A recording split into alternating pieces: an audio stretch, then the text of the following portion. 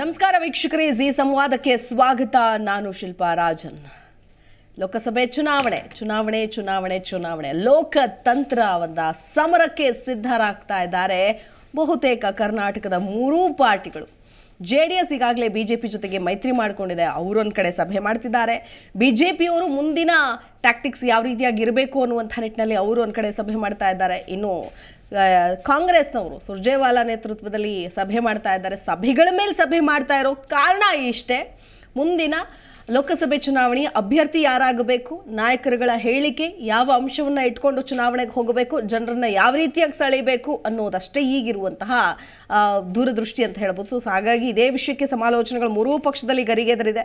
High command ಮಟ್ಟದಲ್ಲಿ ಮಾತುಕತೆ ಆಗಿರ್ಬೋದು, ಇನ್ನು ಇಲ್ಲಿ ರಾಜ್ಯದ ಮಟ್ಟದ ನಾಯಕರ ಮಾತುಕತೆ ಆಗಿರ್ಬೋದು, ಇದೆಲ್ಲವೂ ಕೂಡ ಮುಂದುವರಿತಾ ಇದೆ. ಹಾಗಾದ್ರೆ ಮೂರು ಪಕ್ಷಗಳ ಅಜೆಂಡಾಗಳು ಯಾವ ರೀತಿಯಾಗಿ ಮುನ್ನೆಲೆಗೆ ಬರುತ್ತೆ, ಜನ ಯಾವುದನ್ನು ಒಪ್ಕೊಳ್ತಾರೆ, ಅದು ನಮ್ಮ ರಾಜ್ಯದ ಮಟ್ಟಿಗೆ, ಯಾಕಂತಂದ್ರೆ ದೇಶದ ಮಟ್ಟಿಗೆ ಅಂತ ಬಂದಾಗ ಅದು ಸಪ್ರೇಟ್ ಆಗಿ ಇರುತ್ತೆ.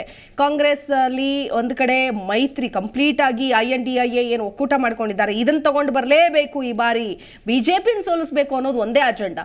ಬಿಜೆಪಿ ಅವರಿಗೆ ಮತ್ತೆ ಮೋದಿ ಅವರನ್ನ ಪ್ರಧಾನಿಯನ್ನಾಗಿ ಮಾಡಲೇಬೇಕು ಅನ್ನುವಂಥ ಅಜೆಂಡಾ. ಇದಕ್ಕೆ JDS ಕೂಡ ನಮ್ಮ ರಾಜ್ಯದಲ್ಲಿ ಸಾಥ್ ಕೊಡ್ತಾ ಇದೆ. ಹಾಗಾದ್ರೆ ಯಾವ ರೀತಿಯಾದಂತಹ ತಂತ್ರಗಾರಿಕೆ ಇದೆ, ಹೇಗೆ ವರ್ಕೌಟ್ ಆಗುತ್ತೆ, ಅನೇಕ ವಿಚಾರಗಳಿದೆ, ಎಲ್ಲವನ್ನು ಕೂಡ ಮಾತಾಡ್ತಾ ಹೋಗೋಣ. ಇದೇ ಹೊತ್ತಿನ ವಿಶೇಷ ಲೋಕ ರಣತಂತ್ರ, ಪಕ್ಷಗಳ ಚಿಂತನ ಮಂಥನ.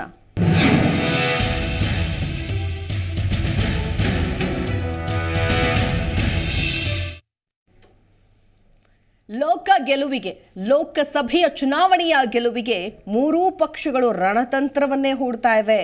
ಯಾಕಂದ್ರೆ 5 ವರ್ಷಕ್ಕೊಮ್ಮೆ ಬರೋ ಚುನಾವಣೆ ಈಸಿಯಾಗಿ ತೆಗೆದುಕೊಳ್ಳೋದಕ್ಕಾಗೋದೇ ಇಲ್ಲ. ಎಲೆಕ್ಷನ್ನಲ್ಲಿ ಏನು ಬೇಕಾದರೂ ಆಗ್ಬೋದು, ಮತದಾರರು ಯಾವ ಕಡೆ ಬೇಕಾದರೂ ತಿರುಗಬಹುದು. ಮತ್ತೆ ಮೋದಿಯನ್ನ ಪ್ರಧಾನಿಯನ್ನಾಗಿ ಮಾಡೋದಕ್ಕೆ ಬಿಜೆಪಿ ಸಂಕಲ್ಪ ಮಾಡ್ಕೊಳ್ತಾ ಇದೆ. ಗೆಲುವಿಗಾಗಿ ಬಿಜೆಪಿ ನಾಯಕರು ಚಿಂತನ ಮಂಥನವನ್ನು ಮುಂದುವರಿಸ್ತಾ ಇದ್ದಾರೆ. ಮತ್ತೊಂದು ಕಡೆ HD ಕುಮಾರಸ್ವಾಮಿ ಅವರ ನೇತೃತ್ವದಲ್ಲಿ ಎಲೆಕ್ಷನ್ ಗೇಮ್ ಪ್ಲಾನ್ ಕೂಡ ಶುರುವಾಗಿದೆ. ತಂತ್ರಗಾರಿಕೆ, ಮೈತ್ರಿ ಕ್ಷೇತ್ರಗಳಲ್ಲಿ ಬಿಜೆಪಿ ಜೊತೆ ಸಮನ್ವಯತೆಯ ಚರ್ಚೆ ನಾಳೆ ನಾಡಿದ್ದು ನಡೆಯಲಿದೆ. ಕಾಂಗ್ರೆಸ್ ನಾಯಕರ ಸಭೆ ನೋಡಿ, ಒಂದ್ ಕಡೆ ಕಾಂಗ್ರೆಸ್, ಮತ್ತೊಂದು ಕಡೆ ಬಿಜೆಪಿ ಅಂಡ್ JDS ರಾಜ್ಯದ ಮಟ್ಟದಲ್ಲಿ ನೋಡೋದಾದ್ರೆ ಈ ಮೂರೂ ಪಕ್ಷಗಳು ಕೂಡ ತಮ್ಮದೇ ಆದಂತಹ ಟ್ಯಾಕ್ಟಿಕ್ಸ್. ಇನ್ನು AAP ಕೂಡ ಈ ಬಾರಿ ಲೋಕಸಭೆ ಚುನಾವಣೆಯನ್ನ ಸೀರಿಯಸ್ ಆಗಿ ತೆಗೆದುಕೊಂಡಿದ್ದಾರಾ, ಸೊ ಯಾವ ನಿಟ್ಟಿನಲ್ಲಿ ಸ್ಪರ್ಧೆ ಮಾಡ್ತಾರೆ, ಒಂದಷ್ಟು ಓಟ್ಗಳನ್ನಾದರೂ ಸೆಳಿತಾರಾ, ಅಭ್ಯರ್ಥಿಗಳ ಆಯ್ಕೆ ಹೇಗೆ ಮಾಡ್ತಾರೆ, ಸೊ ಅವ್ರದ್ದು ಸದ್ಯಕ್ಕೆ ಯಾವುದೇ ಸುದ್ದಿ ಆಗ್ತಾ ಇಲ್ಲ ಅನ್ನೋದನ್ನು ನಾವು ಗಮನಿಸಬೇಕಾಗುತ್ತೆ. ಯಾಕಂತಂದ್ರೆ ಕೇಂದ್ರ ನಾಯಕರು ಲೋಕಸಭೆ ಚುನಾವಣೆಯನ್ನ ಅಷ್ಟೊಂದಾಗಿ ಸೀರಿಯಸ್ ಆಗಿ ತಗೊಂಡಿದ್ದಾರೆ ಅಂತ ಅನ್ಸೋದಿಲ್ಲ. ಅವರ ಸದ್ಯದ ಟಾರ್ಗೆಟ್, ಮುಂದಿನ ಟಾರ್ಗೆಟ್ ಅದು BBMP ಎಲೆಕ್ಷನ್ ಅನ್ನೋದನ್ನ ಪ್ರಾರಂಭಿಕವಾಗಿ ನೋಡಬಹುದಷ್ಟೇ. ಸೊ ಹಾಗಾದ್ರೆ ಮೂರು ಪಕ್ಷಗಳ ವಿಚಾರಗಳನ್ನ ನಾವಿಲ್ಲಿ ಗಮನಿಸ್ತಾ ಹೋಗಬೇಕಾಗುತ್ತೆ. ಇದೇ ವಿಚಾರಕ್ಕೆ ಸಂಬಂಧಪಟ್ಟಂತೆ ನಾವು ಕೂಡ ಚರ್ಚೆ ಆರಂಭಿಸ್ತೀವಿ. ಮೊದಲನೇದಾಗಿ ಬಿಜೆಪಿಯಿಂದ ರಾಮಾಚಾರಿ ಅವರು ಜಾಯ್ನ್ ಆಗ್ತಾ ಇದ್ದಾರೆ. ನಮಸ್ಕಾರ ರಾಮಾಚಾರಿ ಅವರ, ಕಾರ್ಯಕ್ರಮಕ್ಕೆ ಸ್ವಾಗತ. JDS ಪಕ್ಷದ ವಕ್ತಾರರಾದಂತಹ ರುದ್ರಯ್ಯ ನವಲಿ ಹಿರೇಮಠಿದ್ದಾರೆ. ನಮಸ್ಕಾರ ರುದ್ರಯ್ಯ. ಆಮ್ ಆದ್ಮಿ ಪಕ್ಷದ ವಕ್ತಾರ, ನಮಸ್ಕಾರ ರುದ್ರಯ್ಯ ಅವರೇ, ಕಾರ್ಯಕ್ರಮಕ್ಕೆ ಸ್ವಾಗತ. ಇನ್ನು ರಾಮಕೃಷ್ಣ ಅವರಿದ್ದಾರೆ ಕಾಂಗ್ರೆಸ್ನಿಂದ. ನಮಸ್ಕಾರ ರಾಮಕೃಷ್ಣ ಅವರೇನು. JDS ನಿಂದ ನಾಗೇಂದ್ರ ಬಾಬು ಪ್ರಸಾದ್ ಇದ್ದಾರೆ. ಸರ್ ನಮಸ್ಕಾರ, ಕಾರ್ಯಕ್ರಮಕ್ಕೆ ಸ್ವಾಗತ. ಈ ಕಡೆಯಿಂದನೇ ಶುರು ಮಾಡ್ತೀನಿ. ಬಿಜೆಪಿ ಈಗಾಗಲೇ ಅಯೋಧ್ಯೆ ಶ್ರೀರಾಮ ಮಂದಿರವನ್ನ ನಿಮ್ಮದೇ ಪಕ್ಷದ ಕಾರ್ಯಕ್ರಮ ಅನ್ನೋ ನಿಟ್ಟಿನಲ್ಲಿ ಬಿಂಬಿಸ್ತಾ ಇದ್ದೀರಿ. ಬಟ್ ಚುನಾವಣೆಗೆ ನಿಜಕ್ಕೂ ಈ ತರದ ತಂತ್ರಗಳು ವರ್ಕೌಟ್ ಆಗುತ್ತಾ, ಚುನಾವಣೆ ಹಿನ್ನೆಲೆಯಲ್ಲೇ ಮಾಡ್ತಾ ಇದ್ದಾರೆ ಅಂತ ಬಹುತೇಕರು, ಕಾಂಗ್ರೆಸ್ ಕೂಡ ಇದನ್ನೇ ಮಾತನಾಡ್ತಾ ಇದೆ. ಮೊದಲನೇದಾಗಿ ಏನು ಹೇಳ್ತೀರಿ ರಾಮಾಚಾರಿ ಅವರು? ನೋಡಿ, ರಾಮ ಇವತ್ತು ವಿಶ್ವದ ಒಬ್ಬ ದೇವರು. ರಾಮ ಹಿಂದೂಗಳ ಆರಾಧ್ಯ ದೈವ. ಅಲ್ಲಿ ರಾಮಂದ್ರ ಕಟ್ತಾ ಇರುವಂಥದ್ದು BJP ಅಲ್ಲ, ಅಲ್ಲಿ ರಾಮಂದ್ರ ಕಟ್ತಾ ಇರುವಂಥದ್ದು ಭಕ್ತರು. ಆ ಚಳುವಳಿಯನ್ನ ನಮ್ಮ ಕೆಲವು ನಾಯಕರು ಆ ಚಳುವಳಿಯಲ್ಲಿ ಭಾಗವಹಿಸಿದ್ದಾರೆ ಅಷ್ಟೇ, ಆಯ್ತಾ. ಈ ದೇಶದ ಜನಕ್ಕೆ ನಾವು ಏನು ಹೇಳ್ಬೇಕಾಗಿಲ್ಲ, ಅವ್ರಿಗೆಲ್ಲವೂ ಗೊತ್ತಿದೆ. ಈ 9.5 ವರ್ಷಗಳಲ್ಲಿ ಸನ್ಮಾನ್ಯ ಮೋದಿಯವರು ಕೊಟ್ಟಂಥ ಗ್ಯಾರಂಟಿ, ಅವರು ಮಾಡಿದಂಥ ಆಡಳಿತ ವಿಶ್ವ ಮನ್ನಣೆಗೊಳಿಸ್ತಾ ಐತೆ, ವಿಶ್ವವ್ಯಾಪ್ತಿ ಆಗೈತೆ. ಅಮೇರಿಕಾದಂಥ ದೇಶದ ನಾಗರಿಕರು ಇರ್ಬೋದು, ಬೇರೆ ಬೇರೆ ದೇಶದ ನಾಗರಿಕರು ನಮಗೆ ಮೋದಿ ಅಂತ ಒಬ್ಬ ನಾಯಕ ಬೇಕು ನಮಗೆ ಅಂತ ಕೇಳೋ ಮಟ್ಟಕ್ಕೆ ಯಾರೋ ಅತ್ಯಂತ ಉನ್ನತ ಮಟ್ಟದ ತಂತ್ರಜ್ಞಾನ ಇದೆ ಅನ್ಕೋತೀವೋ ಅವರೇ ಬಯಸ್ತಾ ಇದ್ದಾರೆ. ಇದು ತೋರಿಸ್ತದೆ. ಮೊದಲು ನಾವು 6, 7, 8ನೇ ಸಾಲಲ್ಲಿದ್ದು ಆರ್ಥಿಕ ಸ್ಥಿತಿಯಲ್ಲಿ ಇವತ್ತು 5ನೇ ಸಾಲಿಗೆ ಬಂದಿದ್ದೀವಿ, ಹಂಗೆ 3ನೇ ಸಾಲಿಗೆ ಬರೋದ್ರಲ್ಲಿ ಇದ್ದೀವಿ. ಭಾರತದ ಕರೆನ್ಸಿಗಳು ಅಂತಂತಂದರೆ ಅವರು ಅದೊಂದು ಹೊರದೇಶಗಳಲ್ಲಿ ಒಂದು ವೇಸ್ಟ್ ಪೇಪರ್ ಥರ ನೋಡ್ತಾ ಇದ್ದವ್ರು ಇವತ್ತು ಕರೆನ್ಸಿನ ಎಕ್ಸ್ಚೇಂಜ್ ಮಾಡ್ತಾರೆ. ಸೊ ಇದು ಆಡಳಿತವನ್ನು ತೋರಿಸ್ತದೆ, ಆಡಳಿತದ ಚಾಕಚಕ್ಯತೆಯನ್ನು ತೋರಿಸ್ತದೆ. ಇವತ್ತು ಕೆಲವು ವಿರೋಧ ಪಕ್ಷದ ನಾಯಕರು ಏನಂದರೆ ಅವರು ಖಾಲಿಸ್ತಾನಿವಾದಿಗಳ ಜೊತೆ ಸೇರ್ಕೊಳ್ಳೋದು, ಹಮಾಸ್ ಸಂಘಟನೆಗಳ ಜೊತೆ ಸೇರ್ಕೊಳ್ಳೋದು, ಮೋದಿಯನ್ನು ವಿರೋಧ ಮಾಡೋ ವಿದೇಶಿ ಶಕ್ತಿಗಳು ಭಯೋತ್ಪಾದಕರ ಜೊತೆ ಅವ್ರ ಸಪೋರ್ಟನ್ನು ಬಯಸಿ ಅವ್ರ ಸಪೋರ್ಟಿಗೋಸ್ಕರ ಕೆಲಸ ಮಾಡುವಂಥ, ಅವ್ರಿಗೆ ಸಪೋರ್ಟ್ ಮಾಡಿ ರಾಜಕೀಯ ಮಾಡುವಂಥ ದುಸ್ಥಿತಿಗೆ ಕೆಲವು ವಿರೋಧ ಪಕ್ಷಗಳು ಹೋಗ್ಬಿಟ್ಟಿವೆ. ಆದ್ರಿಂದ ಇವತ್ತು ಭಾರತೀಯ ಜನತಾ ಪಾರ್ಟಿ ಅತ್ಯಂತ ಸದೃಢವಾಗಿದೆ. ಹೋದ ಸತಿ 51% ನಮ್ಮ ರಾಜ್ಯದಲ್ಲಿ ಏನು ನಾವು ಮತ ಸಿಕ್ಕಿತ್ತು. ಈ ಸರಿ ಇನ್ನೂ ಜಾಸ್ತಿ ಆಗುತ್ತೆ. 2024ರಲ್ಲಿ ನಮ್ಮದೇ ಸರ್ಕಾರ ಬರೋದ್ರಲ್ಲಿ ನಮ್ಗೆ ಯಾವುದೂ ಡೌಟೇ ಇಲ್ಲ. ಆದರೆ ನಮ್ಮ ಗುರಿ 400 ಅನ್ನೋದನ್ನ ನಮ್ಮ ಮೋದಿ ಅವರು ಘೋಷಣೆ ಮಾಡಿದ್ದಾರೆ. ಅಬ್ಕಾ ಬಾರ್ 400 ಸೀಟ್, ಮುಂದೆ 400 ಸೀಟಿಗಷ್ಟೇ.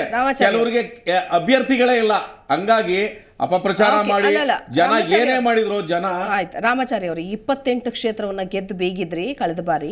ಇದೇ 28 ರಾಜ್ಯದಲ್ಲಿ ಉಳಿಸ್ಕೊಳ್ತೀರಾ ಅನ್ನೋದು ಇಂಪಾರ್ಟೆಂಟ್ ಆಗುತ್ತೆ. ನಾನು ಖಂಡಿತ ಉಳಿತದೆ, ಮಾತಾಡ್ತೀನಿ. ಓಕೆ, ನಾನು ಮಾತಾಡ್ಸ್ಕೊಂಡ್ ಬರ್ತೀನಿ. 25+1 ಆಯ್ತು. ಈಗ ಜೆಡಿಎಸ್ ನಮ್ಮ ಕಾಂಗ್ರೆಸ್ 28 ಅಂದ್ರೆ ಉಳಿಸ್ಕೊಳ್ಳೋದ್ರೆ ಮಾಡ್ಕೋಬೇಕು ಅನ್ನುವಂಥ ನಿಟ್ಟಲ್ಲಿ. ಎಸ್ ರುದ್ರಯ್ಯ ಅವರು ಫಸ್ಟ್ ರಿಯಾಕ್ಷನ್. ರಾಮಾಚಾರ್ಯ ಅವರು ಆರಾಮಾಗಿ ಕೂತ್ಕೊಂಡ್ರೆ ಒಳ್ಳೇದು. ಯಾಕಂದ್ರೆ ಅವ್ರು ಪಕ್ಕದಲ್ಲಿರುವಾಗ ಬೇರೆಯವ್ರು ಮಾತಾಡುವಾಗ ನಿಮ್ಗೆ ಎಷ್ಟು ನೆಮ್ಮದಿಯಿಂದ ಕೇಳಿದ್ದೀವಿ, ಹಾಗೆ ತಾವು ನೆಮ್ಮದಿಯಿಂದ ಕೇಳಬೇಕಾಗಿ ವಿನಂತಿ.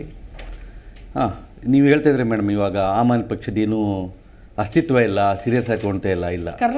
ಕರ್ನಾಟಕದಲ್ಲಿ ಏನಿದೆ ಅಂದರೆ, ಕರ್ನಾಟಕದಲ್ಲಿ ನಮ್ಮದೇ ಆದ ಒಂದು ಲಿಮಿಟೆಡ್ ಒಂದು ಅಸ್ತಿತ್ವ ಇದೆ. ನಮ್ಮ ಎಷ್ಟು ಶಕ್ತಿ ಇದೆ ಆ ಇಂಡಿಯಾ ಘಟಬಂಧನ ಕೊಡ್ತಾ ಇದ್ದೀವಿ, ಅದು ಒಂದು ಇಂಪಾರ್ಟೆಂಟು. ರಾಷ್ಟ್ರ ಮಟ್ಟದಲ್ಲಿ ಸುಮಾರು 30 ಸೀಟ್ಗಳು ನಮ್ಮ ಬೇಡಿಕೆ ಇದೆ. ಆಲ್ಮೋಸ್ಟ್ ಅಲ್ಲಿ ಫೈನಲ್ ರಾಜ್ಯದಲ್ಲಿ ಎಷ್ಟು ಕಡೆ ಸ್ಪರ್ಧೆ ಮಾಡ್ತಾರೆ? ರಾಜ್ಯದಲ್ಲಿ ಏನು ಮಾಡ್ತಿಲ್ಲ ನಾವು. ಆಮೇಲೆ ಬೇರೆ ಏನು ಹೇಳಲಿಲ್ಲ. ಅದೇ ಹೇಳ್ತಾ ಇರೋದು ನಿಮಗೆ. ಇದೇನಂದ್ರೆ ಈ ಎಲೆಕ್ಷನ್ ಬಂದ್ಬಿಟ್ಟು ರಾಷ್ಟ್ರ ರಾಜಕಾರಣ, ಅದ್ರ ಬಗ್ಗೆ ಚರ್ಚೆ ಮಾಡಲೇಬೇಕಾಗುತ್ತೆ. ಆಮ್ ಆದ್ಮಿ ಪಕ್ಷ ಏನಂದ್ರೆ ಸುಮಾರು 30 ಸ್ಥಳಗಳಲ್ಲಿ ಸ್ಪರ್ಧೆ ಮಾಡ್ತಾ ಇದ್ದೀವಿ ನಾವು. ಅದಕ್ಕೆ ಆಲ್ಮೋಸ್ಟ್ ಒಪ್ಪಿಗೆ ಹಾಕೋ ಒಂದು ಲಕ್ಷಣಗಳಿದ್ದಾವೆ. ಒಂದು ಎಲ್ಲ ಕಡೆ ಏನಂದರೆ ಒಂದು ಸಂಘಟಿತರಾಗಿ ಕೆಲಸ ಮಾಡ್ತಾಯಿದ್ದೀವಿ. ನಮ್ಮದು ಕೇವಲ 10 ವರ್ಷದ ಪಕ್ಷ. 10 ವರ್ಷದಲ್ಲಿ 2 ರಾಜ್ಯಗಳನ್ನು ಆಡಳಿತ ಮಾಡ್ತಾಯಿದ್ದೀವಿ. ದೇಶದಲ್ಲಿ 3ನೇ ದೊಡ್ಡ ರಾಷ್ಟ್ರೀಯ ಪಕ್ಷ ಇವತ್ತು. ಇದು ನಾವೆಲ್ಲ ಜನರಿಗೆ ಅರ್ಥ ಮಾಡ್ಕೋಬೇಕಾಗಿದೆ. ಜನರು ನಮ್ಮನ್ನ ಸೀರಿಯಸ್ ಆಗಿ ತೊಗೊಳ್ತಾ ಇದ್ದಾರೆ. 2ನೇ ಭಾಗ ಬಂದ್ಬಿಟ್ಟು ಇವರು ಮೋದಿಯವರು ತುಂಬ ಹೇಳ್ತಾ ಇದ್ರು, ರಾಮನ ಬಗ್ಗೆ ಎಲ್ಲ ಹೇಳ್ತಾ ಇದ್ರು. ಶ್ರೀರಾಮ ನಮಗೂ ದೇವರೇ, ದಯವಿಟ್ಟು ನಾವು ಒಂದು ವಿನಂತಿ ಮಾಡ್ಕೊಳ್ತೇನೆ, ದೇವರ ಮೇಲೆ ರಾಜಕಾರಣ ಬಿಟ್ಬಿಡಿ. ಯಾಕಂದರೆ ಒಂದು ಸಂಪ್ರದಾಯ ಇದೆ, ಭಾರತೀಯ ಒಂದು ಸಂಸ್ಕೃತಿ ಇದೆ. ಒಂದು ಹಿರಿಯ ಒಂದು ಹೇಳಿಕೆ ಹೇಳಿದ್ದಾರೆ, ಏನಂತಂದರೆ ಧರ್ಮದಲ್ಲಿ ರಾಜಕೀಯ ತರಬೇಡಿ, ರಾಜಕೀಯದಲ್ಲಿ ಧರ್ಮ ಬರಲಿ, ಅವಾಗ ರಾಜಕೀಯ ವ್ಯಕ್ತಿಗಳು ಉದ್ಧಾರ ಆಗ್ತಾರೆ. ಆದರೆ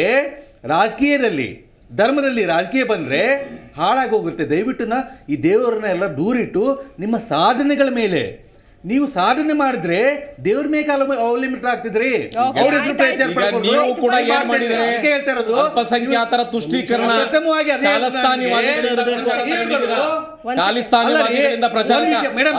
ಭಯೋತ್ಪಾದಕ ಪ್ರಚಾರ ಮಾಡ್ತಾನೆ, ರಾಮಭಕ್ತರು ಪ್ರಚಾರ ಮಾಡ್ತಾರೆ.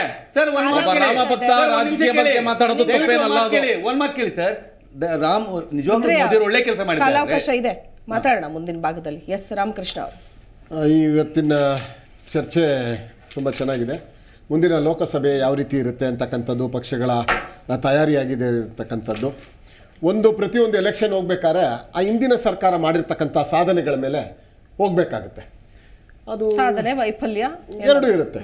ಆ ಸಾಧನೆ ಬೇಕು, ಅದರ ವೈಫಲ್ಯ ಬೇಕು. ಅದರ ದೇಶದ ಮುಂದುವರಿಕೆ ಏನಾಗಿದೆ, ಹಿಂದಿನ ಸರ್ಕಾರಕ್ಕೂ ಈಗಿನ ಸರ್ಕಾರಕ್ಕೂ, ಹಿಂದೆ ಇದ್ದಂಥ ಒಂದು ಆಡಳಿತಕ್ಕೂ ಈಗ ಏನಿದೆ ಅಂತಕ್ಕಂಥದ್ದನ್ನು ನೋಡಿ ಮತದಾರ ಮತವನ್ನು ಚಲಾಯಿಸ್ತಾನೆ. ಇನ್ನೆಲ್ಲ ಬಿಡಿ, ಈ ಅಂಧಭಕ್ತರಿರ್ಬೋದು, ಮತ್ತೊಂದಿರ್ಬೋದು, ಅವನ್ನ ಭಯೋತ್ಪಾದಕ, ಕರೆನ್ಸಿನ ವೇಸ್ಟ್ ಪೇಪರ್ ಅನ್ನೋ ಜನ ಇದ್ದಾರೆ. ಕರೆನ್ಸಿನ ಬರೀ ನೀವು ಒಂದು ಪೆನ್ನಲ್ಲಿ ಬರೆದ್ರೆ ನಿಮ್ಗೆ ಜೈಲ್ಗೆ ಹಾಕ್ತಾರೆ. ನೀವು ಕರೆನ್ಸಿ ವೇಸ್ಟ್ ಪೇಪರ್ ಅನ್ನೋ ಜನ ಸುಮ್ಮನೆ ಭಾರತೀಯ ಜನತಾ ಪಾರ್ಟಿ ಒಂದು ಸೆಕೆಂಡ್ ಮಾತಾಡಕ್ ಬಿಡಲ್ಲ. ಹೇಳ್ತಾ ಒಂದು ಸೆಕೆಂಡ್ ಮಾತಾಡಕ್ ಬಿಡಲ್ಲ. ನಾನು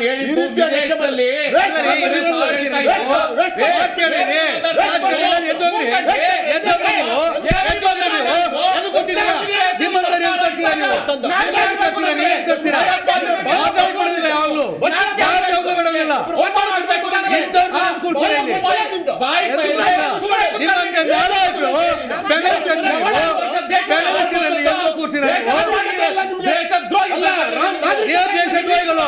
ನೀವು ನಾರಾಜರು ನೀವು. ಸುಮ್ನೆ ಅನ್ಸ್ಬೇಕಾದ್ರೆ ನೀವೇ ಅಲ್ಲ, ಮಾಡ್ಬೋದು. ನಿಮ್ಮ ನಾಗರಿಕತೆ ಇಲ್ಲ, ನಿಮ್ಮ ನಾಯಕತ್ವ ಇಲ್ವಾ? ಅವರು ನೀವು ಕಂಟ್ರೋಲ್ ಒಂದ್ ಮಾಡ್ತಾರೆ ನಿಮಿಷ, ಅಂತ ಹೇಳಿದ್ರು. ರಾಮಾಚಾರಿ ಅವರು ಒಂದ್ ಸೆಕೆಂಡ್ ಪ್ಲೀಸ್, ಒಂದ್ ಸೆಕೆಂಡ್. ಒಂದು ರಾಷ್ಟ್ರೀಯ ಪಕ್ಷಗಳನ್ನ ನೀವು ಪ್ರತಿನಿಧಿಸ್ಕೊಂಡು ಬಂದಿದ್ದೀರಿ. ನಿಮ್ಮ ಭಾಷೆ, ನಿಮ್ಮ ಮಾತು, ನಿಮ್ಮ ಪಕ್ಷದ ಒಂದು ಇದನ್ನ ತೋರಿಸುತ್ತೆ ಹೊರತು ಬೇರೆ ಇನ್ನೇನು ತೋರಿಸಲಿಲ್ಲ. ವೈಯಕ್ತಿಕ ಅಲ್ಲ, ನೀವು ವೈಯಕ್ತಿಕ ಅಲ್ಲ. ಇಲ್ಲಿ ನಾನು ರಾಮಕೃಷ್ಣ ಅವ್ರನ್ನ ವೈಯಕ್ತಿಕವಾಗಿ ಕರೆಸಿಲ್ಲ, ರಾಮಾಚಾರಿ ಅವ್ರನ್ನ ವೈಯಕ್ತಿಕವಾಗಿ ನಾನು ಕರೆಸಿಲ್ಲ. ನಾನು ಒಂದು ಪಕ್ಷದ ಒಂದ್ ಸೆಕೆಂಡ್ ನೋಡಿ, ಇದಕ್ಕೆ ಒಂದ್ ನಿಮಿಷ ನಾನೊಬ್ಬ PhD ಪದವೀಧರ, ಇವನು ರಾಸ್ಕಲ್ ಅಂತ ಕರೀತಾನೆ, ರಾಸ್ಕಲ್ ಅಂತ ಕರೀತಾನೆ. ಒಂದ್ ನಿಮಿಷ, ಒಂದೊಂದು ಪಕ್ಷದ ಪ್ರತಿನಿಧಿಗಳನ್ನಾಗಿ ನಾವಿಲ್ಲಿ ಕರೆಸಿರೋದು. ಪಕ್ಷದ ವಿಚಾರ ಮಾತಾಡಿ ದಯಮಾಡಿ ಪ್ಲೀಸ್. ಇಲ್ಲಿ ಒಂದ್ ನಿಮಿಷ ಸರ್, ಒಂದ್ ಸೆಕೆಂಡ್. ಜನರ ಮುಂದೆ ನಿಮ್ಮ ಮರ್ಯಾದೆ ನೀವೇನೆ ಹರಾಜು ಹಾಕೋಬೇಡಿ ದಯಮಾಡಿ. ಎಸ್ ನಾಗೇಂದ್ರ ಪ್ರಸಾದ್ ಅವರು. ನಾನು ಕಂಪ್ಲೀಟ್ ಆಗಿಲ್ಲ, ಓಪನ್ ಮಾಡಲಿಲ್ಲ. ಬರ್ತೀನಿ ಸರ್, ಬರ್ತೀನಿ. ಸ್ವಲ್ಪ ತಿಳಿ ಆಗ್ಲಿ ವಿಷಯ ಪರಿಸ್ಥಿತಿ ಸ್ವಲ್ಪ ತಿಳಿ ಆಗ್ಲಿ. ಮತ್ತೆ ನೆಕ್ಸ್ಟ್ ನಿಮ್ಗೆ ಬರ್ತೀನಿ. ಸ್ವಲ್ಪ ಪರಿಸ್ಥಿತಿ ತಿಳಿ ಆಗ್ಲಿ. ನೀವು ಒಂಚೂರು ಸುಧಾರಿಸ್ಕೊಳ್ಳಿ ನೀರು ಕುಡಿದು. ಎಸ್ ಹೇಳಿ. 4 ತಿಂಗಳಲ್ಲಿ ಏನೊಂದು ನಾವು ಲೋಕಸಭೆ ಚುನಾವಣೆಯನ್ನು ನೋಡ್ತಾ ಇದ್ದೀವಿ. ಆಗಲೇ ಕೆಲವು ಸ್ನೇಹಿತರುಗಳು ಕೆಲವು ಮಾತನ್ನು ಹೇಳ್ತಾ ಇದ್ರು. ಹಿಂದಿನ ಸರ್ಕಾರಗಳ ಸಾಧನೆ ಮತ್ತು ಆ ಲೋಕದೋಷಗಳ ಬಗ್ಗೆ ಜನಗಳಿಗೆ ಒಂದು ಮನವರಿಕೆ ಮಾಡಿಕೊಡ್ಬೇಕು ಅಂತಕ್ಕಂಥ ಮಾತನ್ನು ಇವತ್ತು ಜಾತ್ಯತೀತ ಜನತಾದಳ ಕರ್ನಾಟಕ ರಾಜ್ಯದಲ್ಲಿ ತನ್ನದೇ ಅಂತ ಶಕ್ತಿ ಇದೆ. ದೇಶವನ್ನು ಆಳಿದ್ದೀವಿ, ರಾಜ್ಯವನ್ನು ಕೂಡ ಸಮ್ಮಿಶ್ರ ಸರ್ಕಾರದ ಸಂದರ್ಭದಲ್ಲಿ ಕೂಡ ಆಳಿದ್ದೀವಿ. ನಮಗೆ ರಾಜ್ಯದ ಆಗುಗಳ ಬಗ್ಗೆ ಗೊತ್ತಿದೆ. ಪ್ರಾದೇಶಿಕತೆ, ನೆಲ, ಜಲ, ಭಾಷೆ ಬಗ್ಗೆ ನಮ್ಮದೇ ಆದಂಥ ಒಂದು ಶಕ್ತಿ ಏನಿದೆ ಅಂತಕ್ಕಂಥದ್ದನ್ನು ನಾವು ಪ್ರೂವ್ ಮಾಡಿದ್ದೀವಿ. ಒಂದು. ಎರಡನೇದು, ನಾವಿವತ್ತು BJP ಅವ್ರ ಜೊತೆ ಯಾವೊಂದು ಸ್ನೇಹವನ್ನು ಬೆಳೆಸಿದ್ದೀವಿ ನೋಡಿ. ಶ್ರೀಮಾನ್ ದೇವೇಗೌಡರು ಕಳೆದ ಬಾರಿ ಚುನಾವಣೆಗಳಲ್ಲಿ ಇದೇ BJP ಜೊತೆ ಸರ್ಕಾರ ಮಾಡಿದಂಥ ಸಂದರ್ಭದಲ್ಲಿ ಸನ್ಮಾನ್ಯ ದೇವೇಗೌಡರಿಗೆ ನಾವು ನೋವು ಕೊಟ್ಟು ಅವತ್ತು ಸರ್ಕಾರದ ಜೊತೆ ನಾವು BJP ಅವ್ರ ಜೊತೆ ಸರ್ಕಾರವನ್ನು ಮಾಡಿದ್ವಿ. ಆದರೂ ಕೂಡ ಅವತ್ತಿನ ಅವ್ರ ಜೊತೆ ಸರ್ಕಾರ ಮಾಡಿದಂಥ ಸಂದರ್ಭದಲ್ಲಿ ಜನಗಳ ಸೇವೆಯಲ್ಲಿ ಉತ್ತಮವಾದಂಥ ಸೇವೆಯನ್ನು ಮಾಡಿಕೊಟ್ಟಿದ್ದೀವಿ ಅಂತಕ್ಕಂಥದ್ದು ಸ್ಪಷ್ಟ. MP ಎಲೆಕ್ಷನ್ ಚುನಾವಣೆ ಬಂದಂಥ ಸಂದರ್ಭದಲ್ಲಿ ನಾವು ಪ್ರಬಲವಾಗಿ ಮೈಸೂರು ಭಾಗದಲ್ಲಿ ಇರ್ತಕ್ಕಂಥದ್ದು ಎಲ್ಲರಿಗೂ ಗೊತ್ತಿದೆ. ಮೈಸೂರು ಭಾಗದಲ್ಲಿ ನಾವೇನು ಸಂಘಟನೆ ಮಾಡಬೇಕು ಅಂತಕ್ಕಂಥ ಮಾತು ಇವತ್ತು ಬಂದಿದೆ. ಸನ್ಮಾನ್ಯ ದೇವೇಗೌಡರು ಮತ್ತು ಕುಮಾರಸ್ವಾಮಿ ಅವರು ರಾಜ್ಯದ ಮೂಲೆ ಮೂಲೆಗೂ ಕಳೆದ ಸಾರ್ವತ್ರಿಕ ಚುನಾವಣೆಗಳಲ್ಲಿ ನಾವೇನು ಕಟ್ಟ ಕಡೆಯ ಹಳ್ಳಿಗಳ ತನಕ ಕೂಡ ಹೋಗಿ ನೀವು ಇದ್ದಿದ್ದು ಒಂದ್ ಸೀಟು. ಒಂದು ನಿಮಿಷ, ಬಹುಶಃ ಮೈತ್ರಿ ಮಾಡ್ಕೊಂಡಿದ್ರಿಂದ 3ರಲ್ಲೋ 4ರಲ್ಲೋ ಸ್ಪರ್ಧೆ ಮಾಡ್ತೀರಿ. 2ರಲ್ಲಿ ಗೆದ್ರು ಬೋನಸ್ ನಿಮಗೆ. ಒಂದು ನಿಮಿಷ ನಾನೇನು 28 ಗೆದ್ದಿದ್ದೀವಿ ಅಂತಕ್ಕಂಥ ಮಾತು ಹೇಳಲಿಲ್ಲ. ಆಮೇಲೆ ರಾಜ್ಯದಲ್ಲಿ ಬೆಳವಣಿಗೆಗಳು ಹೇಗಿರುತ್ತೆ ಅಂತಕ್ಕಂಥದ್ದು ಗೊತ್ತಿಲ್ಲ. ಇದೇ BJP 2 ಕ್ಷೇತ್ರದಲ್ಲಿರ್ಲಿಲ್ವಾ? ದೇಶ ಆಳಿರ್ತಕ್ಕಂಥ ಕಾಂಗ್ರೆಸ್ ಅವರು 50 ಸೀಟಿಗೆ ಬಂದಿಲ್ವಾ? ಇದು ರಾಜಕಾರಣ ನಿಂತ ನೀರಲ್ಲ. ದಿನ ಬೆಳಗಾದ ಹರಿತಾ ಇರುತ್ತೆ, ಹಳೆ ನೀರು ಹೋಗ್ತಾ ಇರುತ್ತೆ, ಹೊಸ ನೀರು ಬರ್ತಾ ಇರುತ್ತೆ. ಜನಗಳು ದೂರದಿಂದ ನೋಡ್ತಿರ್ತಾರೆ ಬೆಳವಣಿಗೆಗಳನ್ನ. ಹಾಗಾಗಿ ಇವತ್ತು ನಾವು ಮೊದಲನೇದಾಗಿ ಮಾಡಬೇಕಾಗಿರ್ತಕ್ಕಂಥ ನಮ್ಮ ಕರ್ತವ್ಯ, ನಮ್ಮ ನಾಯಕರುಗಳು ಯಾರ್ಯಾರಿದ್ದಾರೆ, ಮುಖಂಡರುಗಳು, MLAಗಳಾಗಿರ್ಬೋದು, MLCಗಳಾಗಿರ್ಬೋದು, MP ಗಳಾಗಿರ್ಬೋದು, ಮಾಜಿಗಳಾಗಿರ್ಬೋದು, ಹಾಲಿಗಳಾಗಿರ್ಬೋದು, ಜಿಲ್ಲಾ ತಾಲೂಕು ಪಂಚಾಯತ್ಗಳಾಗಿರ್ಬೋದು. ಯಾಕೆಂತಂದರೆ ರಾಜ್ಯಾದ್ಯಂತ ನಾವು ಅವ್ರ ಜೊತೆ ಒಂದು ಕೈ ಜೋಡಿಸುವಂಥ ಸಂದರ್ಭದಲ್ಲಿ ಮನಸ್ಪೂರ್ವಕವಾಗಿ ಮನಸ್ಪೂರ್ವಕವಾಗಿ ಯಾಕೆಂತಂದರೆ ಒಂದು ಹೊಂದಾಣಿಕೆ ಅಂತಕ್ಕಂಥ ಮನಸ್ಪೂರ್ವಕವಾಗಿ ಬರಬೇಕು. ನಮ್ಮ ಕಾರ್ಯಕರ್ತರಿಗೆ, ಕಟ್ಟ ಕಡೆಯ ಕಾರ್ಯಕರ್ತರಿಗೂ ಕೂಡ ಸ್ಪಷ್ಟವಾಗಿ ಮನವರಿಕೆ ಮಾಡಿಕೊಡ್ತಾ ಇದ್ದೀವಿ. ಎಲ್ಲಿ ನಮ್ಮ ಕ್ಯಾಂಡಿಡೇಟ್ ಇರ್ತಾರೆ ಅಲ್ಲಿ BJP ಅವರು ನಮ್ಗೆ ಸಹಕಾರ ಕೊಡ್ತಾರೆ. ನಾವೆಲ್ಲಿ BJP ಅವ್ರ ಕ್ಯಾಂಡಿಡೇಟ್ ಇದೆಯೋ ಆ ಭಾಗದಲ್ಲಿ ನಾವು ಸಂಪೂರ್ಣವಾದ ಸಹಕಾರ ಕೊಡ್ತೀವಿ ಅಂತಕ್ಕಂಥದ್ದು ಇವತ್ತು ಚರ್ಚೆ ಆಗಿರ್ತಕ್ಕಂಥ ವಿಚಾರ. ಹೇಳಿ ರಾಮಕೃಷ್ಣ ಅವರು. ಅದೇ ಹೇಳಿದೆ ಆಗಲೇ, ಸರ್ಕಾರಗಳು ನಾವು ಮತ್ತೆ ಮತದಾನ ಪ್ರತಿ ಬಾರಿ 5 ವರ್ಷಕ್ಕೊಮ್ಮೆ ಹೋಗ್ಬೇಕಾದ್ರೆ ನಮ್ಮ ಸಾಧನೆಗಳು ಏನಿರ್ತಕ್ಕಂಥದ್ದು ನೋಡಬೇಕು. ಆಯಾ ಕಾಲಕ್ಕೆ ನ್ಯಾಯಾಲಯಗಳು ಏನು ತೀರ್ಪು ಕೊಡುತ್ತೆ ಆ ತೀರ್ಪು ಪ್ರಕಾರ ಮಂದಿರ ಇರ್ಬೋದು, ಇಲ್ಲ ಡ್ಯಾಮ್ ಇರ್ಬೋದು, ಇಲ್ಲ ಮತ್ತೊಂದು ಇರ್ಬೋದು, ಆಗ್ತಾ ಇರುತ್ತೆ. ಅದ್ಯಾವುದು ನಿಲ್ಲೋದಿಲ್ಲ ಅದು. ಆದರೆ ಈ ಸಾಧನೆ ಕೇಳಬೇಕಾದ್ರೆ 2014ರಲ್ಲಿ ನಾವು ಹೆಲ್ತ್ ಸರ್ವೈವಲ್ ಇಂಡೆಕ್ಸ್ 85ನೇ ಸ್ಥಾನದಲ್ಲಿದ್ವಿ 2014ರಲ್ಲಿ. ಈಗ ಅದು 146 ಇದೆ. ನಾನು ತಂದಿರ್ತಕ್ಕಂಥ ಮಾಹಿತಿ 2022 ಅರ್ಥ ಆಗ್ತಿದೆಯಾ? ಹಂಗರ್ ಇಂಡೆಕ್ಸು 55ನೇ ಸ್ಥಾನದಲ್ಲಿದ್ವಿ, ಇವತ್ತು 111ನೇ ಸ್ಥಾನದಲ್ಲಿದ್ವಿ. ಹ್ಯೂಮನ್ ಫ್ರೀಡಮ್ ಇಂಡೆಕ್ಸು 106ನೇ ಸ್ಥಾನದಲ್ಲಿದ್ವಿ, 150ರಲ್ಲಿದ್ವಿ. ವರ್ಲ್ಡ್ ಹ್ಯಾಪಿನೆಸ್ ಇಂಡೆಕ್ಸು 111ರಲ್ಲಿತ್ತು, 139ಕ್ಕೆ ಬಂದಿದ್ದೀವಿ. ಎನ್ವಿರಾನ್ಮೆಂಟ್ ಪ್ರೊಟೆಕ್ಷನ್ನು 155ರಲ್ಲಿದ್ವಿ, 180ರಲ್ಲಿದ್ದೀವಿ. ಜೆಂಡರ್ ಈಕ್ವಾಲಿಟಿ ಇಂಡೆಕ್ಸು ಅದೊಂದು ಸ್ವಲ್ಪ ಹತ್ತಿರದಲ್ಲಿದ್ದೀವಿ, ಅರ್ಥ ಆಗ್ತಿದೆ. ಇನ್ನೊಂದು ಡೆಮಾಕ್ರಸಿ ಇಂಡೆಕ್ಸು 33 ಇದ್ವಿ, ಇವತ್ತು 60ದಲ್ಲಿದ್ದೀವಿ, ಅರ್ಥ ಆಯ್ತಾ? ಆಮೇಲೆ ಹ್ಯೂಮನ್ ಡೆವಲಪ್ಮೆಂಟ್ ಇಂಡೆಕ್ಸು 151 ಕೊಟ್ಟೋಗಿದ್ದೀವಿ, ಅರ್ಥ ಆಗ್ತಿದೆ. ಮೊದಲು ಬರೀ 130 ಇತ್ತು. ಪ್ರೆಸ್ ಫ್ರೀಡಮ್ ಇಂಡೆಕ್ಸು ಯಾರ ಬೇಕಾದ್ರೂ ಹೇಳ್ತಾರೆ ಜಗತ್ತಲ್ಲಿ 140 ಇದ್ವಿ 160ಕ್ಕೆ ಹೋಗಿದ್ದೀವಿ. ಇದನ್ನೆಲ್ಲ ನೋಡಿದಾಗ ನಾನು ಹೇಳ್ತಕ್ಕಂಥದ್ದು ಸಾಧನೆ ಅಂತಕ್ಕಂಥದ್ದು ನಾನು ಬರ್ತೀನಿ ಈ ಸಾಧನೆ ಅಂತಕ್ಕಂಥದ್ದು ಇದನ್ನೆಲ್ಲ ನೋಡಿದಾಗ ಮತದಾರರಿಗೆ ಅರ್ಥ ಆಗ್ಬೇಕಾಗುತ್ತೆ. ಬರೀ ನಾವು ದೇವ್ರ ಮೇಲೆ ಭಾರ ಹಾಕಿ ಕೆಲಸ ಮಾಡೋದಲ್ಲ. ನನ್ನ ಪ್ರಯತ್ನ, ನನ್ನ ಸಾಧನೆ, ನನ್ನ ದುಡಿಮೆ ಇದ್ದ ಮೇಲೆ ದೇವರನ್ನ ನಾನು ಎಷ್ಟು ಬೇಕಾದ್ರೂ ದುಡ್ಡು ಕೊಟ್ಟು ಅವ್ನು ಪ್ರಾರ್ಥನೆ ಮಾಡಿ ಏನೋ ಮಾಡ್ಬೋದು. ಆದರೆ ಆಮೇಲೆ ಇರ್ತಕ್ಕಂಥ ಸ್ಕ್ಯಾಮ್ಗಳನ್ನು ನೋಡಿದ್ದೀವಿ. ಆಮೇಲೆ ಇರ್ತಕ್ಕಂಥ ಇಡೀ ಪ್ರಪಂಚದಲ್ಲಿ ಇರ್ತಕ್ಕಂಥ ನಮ್ಮ ಹಿಂದೂ ದೇವಸ್ಥಾನಗಳು ನೋಡಿತಾ ಇದ್ದಾರೆ. ಅಲ್ಲಿಗೆ ವಿದೇಶಿ ಪಾಲಿಸಿ ಫೇಲ್ಯೂರ್ ಆಗ್ತಾ ಇದೆ. ಸಾಲ 205 ಲಕ್ಷ ಕೋಟಿ ಇರ್ತಾ ಇದೆ. ಬರೀ ಬಡ್ಡಿನೇ ನಾವು 16 ಕೋಟಿ ಬಡ್ಡಿ ಕಟ್ತೀವಿ. 16 ಕೋಟಿ ಪ್ರತಿ ವರ್ಷ ಕಟ್ತಿದ್ದೆ. ಇನ್ನೆರಡು ಪಾಯಿಂಟ್ ವಿಚಾರ ಏನು ಅಂತ ಬಹುಶಃ ಅರ್ಥ ಮಾಡ್ಕೊಂಡಿಲ್ಲ ಅನ್ಸುತ್ತೆ. ನಿಮ್ಮ ಪಕ್ಷಗಳ ಸ್ಟ್ರಾಟಜಿ ಏನು? ಸೊ ಮೈತ್ರಿ INDA ಒಕ್ಕೂಟ ಯಾವ ರೀತಿಯಾಗಿ ವರ್ಕೌಟ್ ಆಗುತ್ತೆ, ಸೊ ಎಲ್ಲೆಲ್ಲಿ ಹೇಗೆ ಈ ವಿಚಾರ ಯಾರನ್ನ ಪ್ರಧಾನಮಂತ್ರಿ ಮಾಡ್ಬೇಕು ಅಂತ ಅನ್ಕೊಂಡಿದೀರಿ ಇನ್ ಕೇಸ್ ಗೆದ್ರೆ ಈ ತರದ ವಿಚಾರಗಳಿದೆ. ದಯಮಾಡಿ ಕನ್ವೀನರ್ ಆಗಿ ನಾವು ನಿತೀಶ್ ಕುಮಾರ್ ಅವ್ರನ್ನ ಆಯ್ಕೆ ಮಾಡಿದ್ದೀವಿ. ಈಗ ಒಂದೊಂದೇ ಪಾರ್ಟಿ ಜೊತೆ ನಾವು ಎಷ್ಟು ಶೀಟ್ ಶೇರಿಂಗ್ ಏನಾಗಬೇಕು ಅಂತಕ್ಕಂಥ ನೋಡ್ತಾ ಇದ್ದೀವಿ. ಈಗ ನೆನ್ನೆ ಡೆಲ್ಲಿಲೆಲ್ಲ AP ಜೊತೆ ಎಲ್ಲ ಮಾತುಕತೆ ಆಗಿದೆ. ಅದೇ ರೀತಿ ಎಲ್ಲ ಪಾರ್ಟಿಗಳು ಸ್ಟಾರ್ಟ್ ಮಾಡ್ತೀವಿ. ನನಗನ್ಸುತ್ತೆ ನಾವು ಪಾರ್ಟಿಯಿಂದ ವರ್ಕರ್ಸ್ ಡಿಮ್ಯಾಂಡ್ ಮಾಡಿದ್ದೀವಿ, ಈ ತಿಂಗಳ ಅಂತ್ಯಕ್ಕೆ ನೀವು ಕ್ಯಾಂಡಿಡೇಟ್ಗಳನ್ನ ಅನೌನ್ಸ್ ಮಾಡಬೇಕು. ನೀವು ಕ್ಯಾಂಡಿಡೇಟ್ಗಳ ಅನೌನ್ಸ್ ಮಾಡಿ ನಾವು ಕೊಡೋದೇ ಆದ್ರೆ ನಿಜವಾಗ್ಲೂ ಕೂಡ 28 ಕ್ಷೇತ್ರದಲ್ಲಿ 22ರಿಂದ 25 ಗೆಲ್ಸ್ಕೊಂಡ್ಬರ್ತಕ್ಕಂಥ ಗುರಿಯನ್ನ ಇಟ್ಕೊಂಡಿದೀವಿ. ಆ ಕೆಲಸ ಸಫಲ ಆಗುತ್ತೆ. ನಾವು ಕಾರ್ಯಕರ್ತರಾಗಿ ನಾವು ರೆಡಿ ಇದ್ದೇವೆ ಅಂತ ಹೇಳಿ ಈಗಾಗಲೇ ನಾವು ನಾಯಕರುಗಳಿಗೆ ತಿಳಿಸ್ಪಡಿಸಿದ್ವಿ. ಈ ಮಂತ್ ಎಂಡ್ ಅಲ್ಲಿ ನಿಜವಾಗ್ಲೂ ಕೂಡ ಅದು ಅನೌನ್ಸ್ ಆಗುತ್ತೆ. ಓಕೆ ರಾಮಾಚಾರಿ ಅವರೇ, ಈ ಬಾರಿ ಬರ್ತೀನಿ ಸರ್, ಈ ಬಾರಿ ಆದಷ್ಟು ಬೇಗನೆ ಅಂದ್ರೆ ಅಭ್ಯರ್ಥಿಗಳ ಲಿಸ್ಟ್ ಅನ್ನ ಹೊರಬಿಡಬೇಕು. ಯಾಕಂದ್ರೆ ಪ್ರತಿ ಬಾರಿ ತುಂಬಾ ಲೇಟ್ ಆಗಿ ಡಿಲೇ ಮಾಡಿ ಕಾಯಿಸಿ ಕೊನೆ ಮೂಮೆಂಟ್ ಅಲ್ಲಿ ಬಿಡುಗಡೆ ಮಾಡ್ತಾ ಇತ್ತು ಬಿಜೆಪಿ. ಸೊ ಈ ಬಾರಿ ಸ್ವಲ್ಪ ಬೇಗನೆ ಲಿಸ್ಟ್ ಅನ್ನ ಅಂತಿಮಗೊಳಿಸಬೇಕು ಅಂತಂದ್ರೆ ರಾಜ್ಯ ಮಟ್ಟದಲ್ಲೂ ಕೂಡ. ಸೊ ಹೇಗೆ ನಡೆದಿದೆ ಅದ್ರ ಬಗ್ಗೆ ತಯಾರಿ? ಮೇಡಮ್, ಈಗ ನಮ್ಮ ಒಂದೇ ಒಂದು ಘೋಷವಾಕ್ಯ ಮೋದಿ ಗ್ಯಾರಂಟಿ. ಮೋದಿಯವರ ನಾಯಕತ್ವವನ್ನ ಇಟ್ಕೊಂಡು ನಾವು ಚುನಾವಣೆಗೆ ಹೋಗ್ತಾ ಇದೀವಿ. ಇಲ್ಲಿ ಯಾರು ಅಭ್ಯರ್ಥಿಗಳಾಗ್ತಾರೆ, ಯಾವಾಗ ಆಗ್ತಾರೆ ಅನ್ನೋದು ನಾನು ಓಪನ್ ಆಗಿ ಹೇಳ್ತಾ ಇದ್ದೀನಲ್ಲ. ಪ್ರತಿಯೊಬ್ಬ ಆತರ ಅಲ್ಲ, ಪ್ರತಿಯೊಬ್ಬ ಸಾಮಾಜಿಕ ನ್ಯಾಯದ ಅಡಿ ಒಳಗಡೆ ಏನು ಒಂದು ಸಾಮಾಜಿಕ ಬದ್ಧತೆ ಐತೆ ಭಾರತೀಯ ಜನತಾ ಪಾರ್ಟಿಗೆ, ಅದರ ಆಧಾರದ ಮೇಲೆ ಟಿಕೆಟ್ ಅನ್ನ ಅನೌನ್ಸ್ ಮಾಡ್ತಾರೆ. ಆಯ್ತಾ? ಸೊ ಆ ನಿರ್ಧಾರ ಈಗಾಗಲೇ ಒಂದು ಪ್ರೋಸೆಸ್ ಇವತ್ತು ಕೂಡ ಚಿಂತನ ಮಂಥನ ಸಭೆ ನಡೀತಾ ಇದೆ. ಹೊಸಬ್ರು ಬರಬೇಕು, ಹಳಬ್ರು ಕೆಲವರು ಬಿಟ್ಕೊಡ್ಬೇಕು. ಹಂಗೆ ಈ ಏನು ಸಾಮಾಜಿಕ ನ್ಯಾಯ ಐತೆ ಅದನ್ನ ಇಟ್ಕೊಂಡಿದ್ದೇನೆ ಅಭ್ಯರ್ಥಿಗಳನ್ನ ಆಯ್ಕೆ ಮಾಡ್ತಾರೆ. ಆದ್ರೆ ಎಲ್ಲರಿಗೂ ಗೊತ್ತಿರುವಂತ ಒಂದು ಸತ್ಯ ಏನಪ್ಪಾ ಅಂತಂದ್ರೆ, ಈ ವರ್ಷದ ನಾವು ಚುನಾವಣೆ, ಈ ಸತಿಯ ಚುನಾವಣೆ ಮೋದಿಯ ನಾಯಕತ್ವ ಮತ್ತು ಅವರ ಅಭಿವೃದ್ಧಿ ಕಾರ್ಯಗಳು ಏನು ಜನರಿಗಾಗಿದೆ. ಅವರು ವಿಶ್ವಕರ್ಮ ಯೋಜನೆ ಇರ್ಬೋದು, ಬೇರೆ ಬೇರೆ ಯೋಜನೆಗಳು ನಾನು ಆಯ್ತಾ ಹೇಳ್ತಾ ಹೋದ್ರೆ 100 ಯೋಜನೆಗಳು ಬಂದಿದೆ. ಜನಸಾಮಾನ್ಯರ ಜೀವನ ಮಟ್ಟ ಹೆಂಗ್ ಸುಧಾರಿಸೈತೆ ಅಂತ ಯಾವುದೋ ಇಂಟರ್ನೆಟ್ ಅಲ್ಲಿ ಬರುವಂತ ಡಾಟಾಸ್ಗಳನ್ನ ನಾನು ತಗೊಂಡ್ಬಂದು ಓದ್ತೀನಿ. ಆಯ್ತಾ ಇಲ್ವಾ? ಅದ್ರ ಬಗ್ಗೆ ಎಲ್ಲ ನಾವೇನ್ ತಡೆ ಕೆಡ್ಸ್ಕೊಳ್ಳಲ್ಲ. ವಿರೋಧ ಪಕ್ಷದವ್ರು ಏನೇನು ಡಾಟಾಸ್ಗಳು ಓದ್ತಾರೆ ಅದ್ರ ಬಗ್ಗೆ ಯಾರು ಅದ್ಯಾವುದಕ್ಕೂ ಖಚಿತವಾದಂತ ಆಧಾರಗಳಿರಲ್ಲ. ಏನ್ ಬೇಕಾದ್ರೂ ಸುಳ್ಳು ಹೇಳಿಸ್ತಾರೆ. ಇವತ್ತಿನ ದೇಶದ ಸುಪ್ರೀಂ ಕೋರ್ಟ್ ಇರ್ಬೋದು, ದೇಶದ ಜನತಾ ಇರ್ಬೋದು, ಅಂತಿಮವಾಗಿ ಎಲ್ಲ ತೀರ್ಮಾನಗಳನ್ನು ಮಾಡ್ತಾರೆ. ಜನರ ಮನಸ್ಸಿನ ಭಾವನೆ ಏನೈತೆ, ಅವ್ರ ಲೆಕ್ಕಾಚಾರ. ಸೋಷಿಯಲ್ ಮೀಡಿಯಾ ಬಂದಿದೆ, ಇವತ್ತು ಜನರು ಪ್ರತಿಯೊಂದನ್ನು ಅರ್ಥ ಮಾಡ್ಕೊತಾರೆ. ನಾವೇನಾದ್ರು ತಪ್ಪು ಮಾಡಿದ್ರೆ ಶಿಕ್ಷೆ ಕೊಡ್ತಾರೆ. ಸರಿ ಮಾಡಿದೀವಿ ಅಂತಂದ್ರೆ ಮೋದಿ ನಾಯಕತ್ವ ಸರಿ, ನಾವು ಹೇಳ್ತಾ ಇರೋದು ಸರಿ ಅಂತಂದ್ರೆ ನಮ್ಮನ್ನ ಮುಂದಕ್ಕೆ ತಗೊಂಡು ಹೋಗ್ತಾರೆ. ನಾನು ಹೇಳ್ದಲ್ಲ, ನಮ್ಮ ಪ್ರತಿಯೊಬ್ಬ ಭಾರತೀಯ ಜನತಾ ಪಾರ್ಟಿಯ ಕಾರ್ಯಕರ್ತನಿಗೆ ಒಂದು ಆತ್ಮವಿಶ್ವಾಸ ಇದೆ. ನಂಬಿಕೆ ಇದ್ರೆ ಯಾಕೆ JDS ಜೊತೆ ಮೈತ್ರಿ ಮಾಡ್ಕೊಳ್ತಾರೆ? ಒಂದು ವಿಷಯ, ಈ ಪ್ರಶ್ನೆ ಒಳ್ಳೆ ಪ್ರಶ್ನೆ, ನಾನು ಹೇಳ್ತೀನಿ ಕೇಳಿ. ಇಲ್ಲಿ ರಾಜಕೀಯ ಅಭದ್ರತೆಯಿಂದ ನಾವೇನು ಮೈತ್ರಿ ಮಾಡ್ಕೊಂಡಿಲ್ಲ. ಅವರು NDA ಜೊತೆ, NDA ಅನ್ನೋದು ಒಂದು ಮಿತ್ರಕೂಟ ಮೊದಲಿಂದ ಇದೆ. ಇವತ್ತೇನು ಮೋದಿಯವರು ಮಾಡಿರುವಂತದ್ದಲ್ಲ. ಆ NDA ಮೈತ್ರಿಕೂಟಕ್ಕೆ ಮಾನ್ಯ ದೇವೇಗೌಡರು ನಾವು ಸೇರ್ತೀವಿ ಅನ್ನೋ ಒಂದು ವಿಶ್ವಾಸ ವ್ಯಕ್ತಪಡಿಸಿದಾಗ, ಅವರಂತ ಒಬ್ಬ ಹಿರಿಯ ರಾಜಕಾರಣಿ, ಈ ದೇಶ ಗುರುತಿಸುವಂತ ಒಬ್ಬ ರಾಜಕಾರಣಿ, ಅವರು ನಮ್ಮನ್ನು ಟೀಕೆ ಮಾಡ್ತಿದ್ದಾಗ್ಲೂ ಕೂಡ ಮೋದಿಯವರು ಅವ್ರನ್ನ ಅಷ್ಟೇ ಗೌರವವಾಗಿ ನೋಡವ್ರೆ. ಮಾನ್ಯ ದೇವೇಗೌಡ ಅದನ್ನ ಹೇಳವ್ರೆ. ಸೊ ಅವರ ವ್ಯಕ್ತಿತ್ವ, ಅವರು ನಾವು ನಿಮ್ ಜೊತೆ ಸೇರ್ತೀವಿ ಅಂತ ಅಂದಾಗ ಅಲ್ಲಿ ಎಷ್ಟು ಸಂಖ್ಯೆ ಇದೆ, ನಾವು ಗೆಲ್ತೀವ, ಅವ್ರು ಒಂದೇ ಸೀಟು ಅನ್ನೋದು ಪ್ರಶ್ನೆ ಇಲ್ಲ.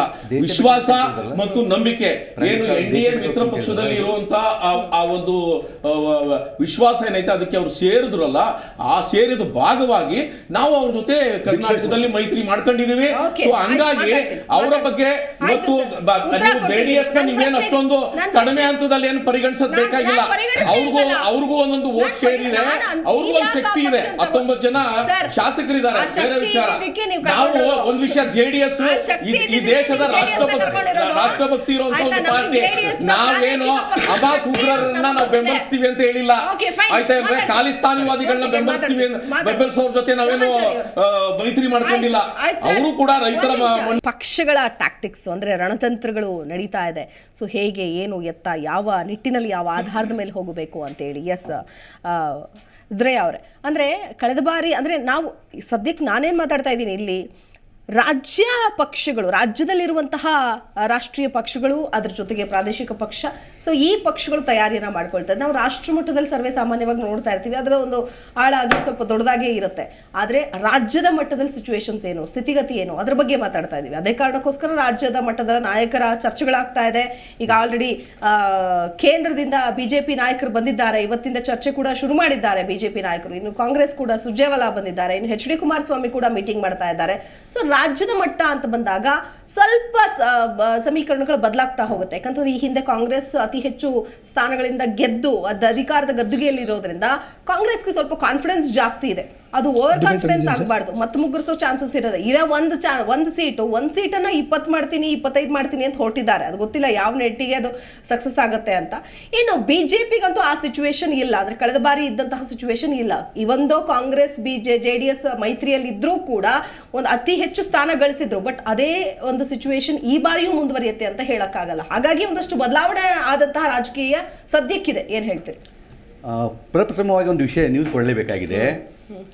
ಪ್ರಪ್ರಥಮವಾಗಿ ಆಮ್ ಆದ್ಮಿ ಪಕ್ಷ ಗುಜರಾತಲ್ಲಿ ಭರೂಚ್ ಲೋಕಸಭಾ ಕ್ಷೇತ್ರಕ್ಕೆ ಅಲ್ಲಿರುವಂಥ ಶಾಸಕರಾದಂಥ ಶ್ರೀ ಜೈತರ್ ವಾಸವ್ ಅವರನ್ನ ಅಭ್ಯರ್ಥಿಯಾಗಿ ಘೋಷಣೆ ಮಾಡಿದ್ದಾರೆ.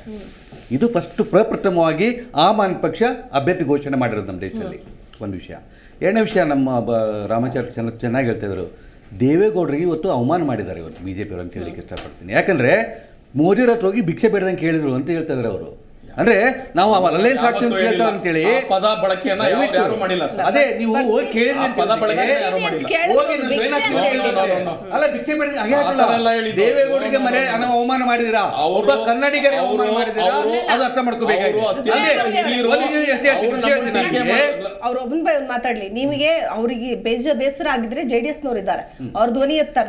ನಮಗೆ ಕನ್ನಡಿಗ ಮೇಡಮ್, ನಾವು ಕನ್ನಡಿಗರಾಗಿ ಒಬ್ಬ ಮಾಜಿ ಪ್ರಧಾನಿ ಒಬ್ಬ ಕನ್ನಡಿಗರ ಬಗ್ಗೆ ಇದು ಕೇವಲ ಮಾತಾಡ್ಬಿಡಿ. ಆಮೇಲೆ ಇನ್ನೊಂದು ಹೇಳ್ತೀನಿ, ಯಾರು JDS ಜೊತೆ ಸಹವಾಸ ಮಾಡಿದ್ದಾರೆ, ಪಕ್ಷದ ಬಗ್ಗೆ ಹೇಳ್ತಿದ್ದೀನಿ, ಯಾರು JDS ಸಹವಾಸ ಮಾಡಿದ್ದಾರೆ ಅವರು ಮಣ್ಣು ತಿಂದಿದ್ದಾರೆ ಈ ರಾಜ್ಯದಲ್ಲಿ. ಅದು ಮಾತ್ರ ಸ್ಪಷ್ಟವಾಗಿ ಹೇಳಿಕೆ. ಕಳೆದ ವಿಧಾನಸಭಾ ಲೋಕಸಭಾ ಎಲೆಕ್ಷನ್ ಅಲ್ಲಿ ಕಾಂಗ್ರೆಸ್ನವರು JDS ಅವ್ರನ್ನ ತುಂಬಾ ಅಪ್ಕೊಂಡು ಹೋದ್ರು, ಯಾವ ಪರಿಸ್ಥಿತಿಗೆ ಹೋದ್ರೂ ಗೊತ್ತಿದೆ. ಸೇಮ್ ಅದೇ ಪರಿಸ್ಥಿತಿ ರಾಜ್ಯದಲ್ಲಿ ಕಾಂಗ್ರೆಸ್ಗೆ ಒಂದು ಒಳ್ಳೆ ಸೀಟ್ಗಳು ಬರ್ತವೆ, BJP ಅವರು ಕಾಂಗ್ರೆಸ್ ಪರಿಸ್ಥಿತಿಗೆ ಹೋಗ್ತಾರೆ ಅಂತ ಹೇಳಕ್ಕೆ ಇಷ್ಟಪಡ್ತೇನೆ. ಯಾಕಂತ ಹೇಳ್ತೀನಿ ಕೇಳಿ. ಕಾಂಗ್ರೆಸ್ ಇಲ್ಲಿ JDSನವರು BJP ಜೊತೆ ಇರೋದು ತಮ್ಮ ಅಸ್ತಿತ್ವ ಉಳಿಸ್ಕೊಳ್ಳೋ ಸಲುವಾಗಿ. ಇವತ್ತೇನಾಗುತ್ತೆ ಅಂದರೆ ಇನ್ನು ಕೆಲವೇ ತಿಂಗಳಲ್ಲಿ ಪಾರ್ಲಿಮೆಂಟ್ ಎಲೆಕ್ಷನ್ ನಂತರ ರಾಜ್ಯದಲ್ಲಿ 3ನೇ ದೊಡ್ಡ ಪಕ್ಷ ಆಮ್ ಆದ್ಮಿ ಪಕ್ಷ ಇರುತ್ತೆ. ಯಾಕಂದ್ರೆ JDS ನಿರ್ನಾಮ ಆಗಿ ಹೋಗುತ್ತೆ, JDS ವಿಲೀನ ಆಗ್ಬಿಡುತ್ತೆ.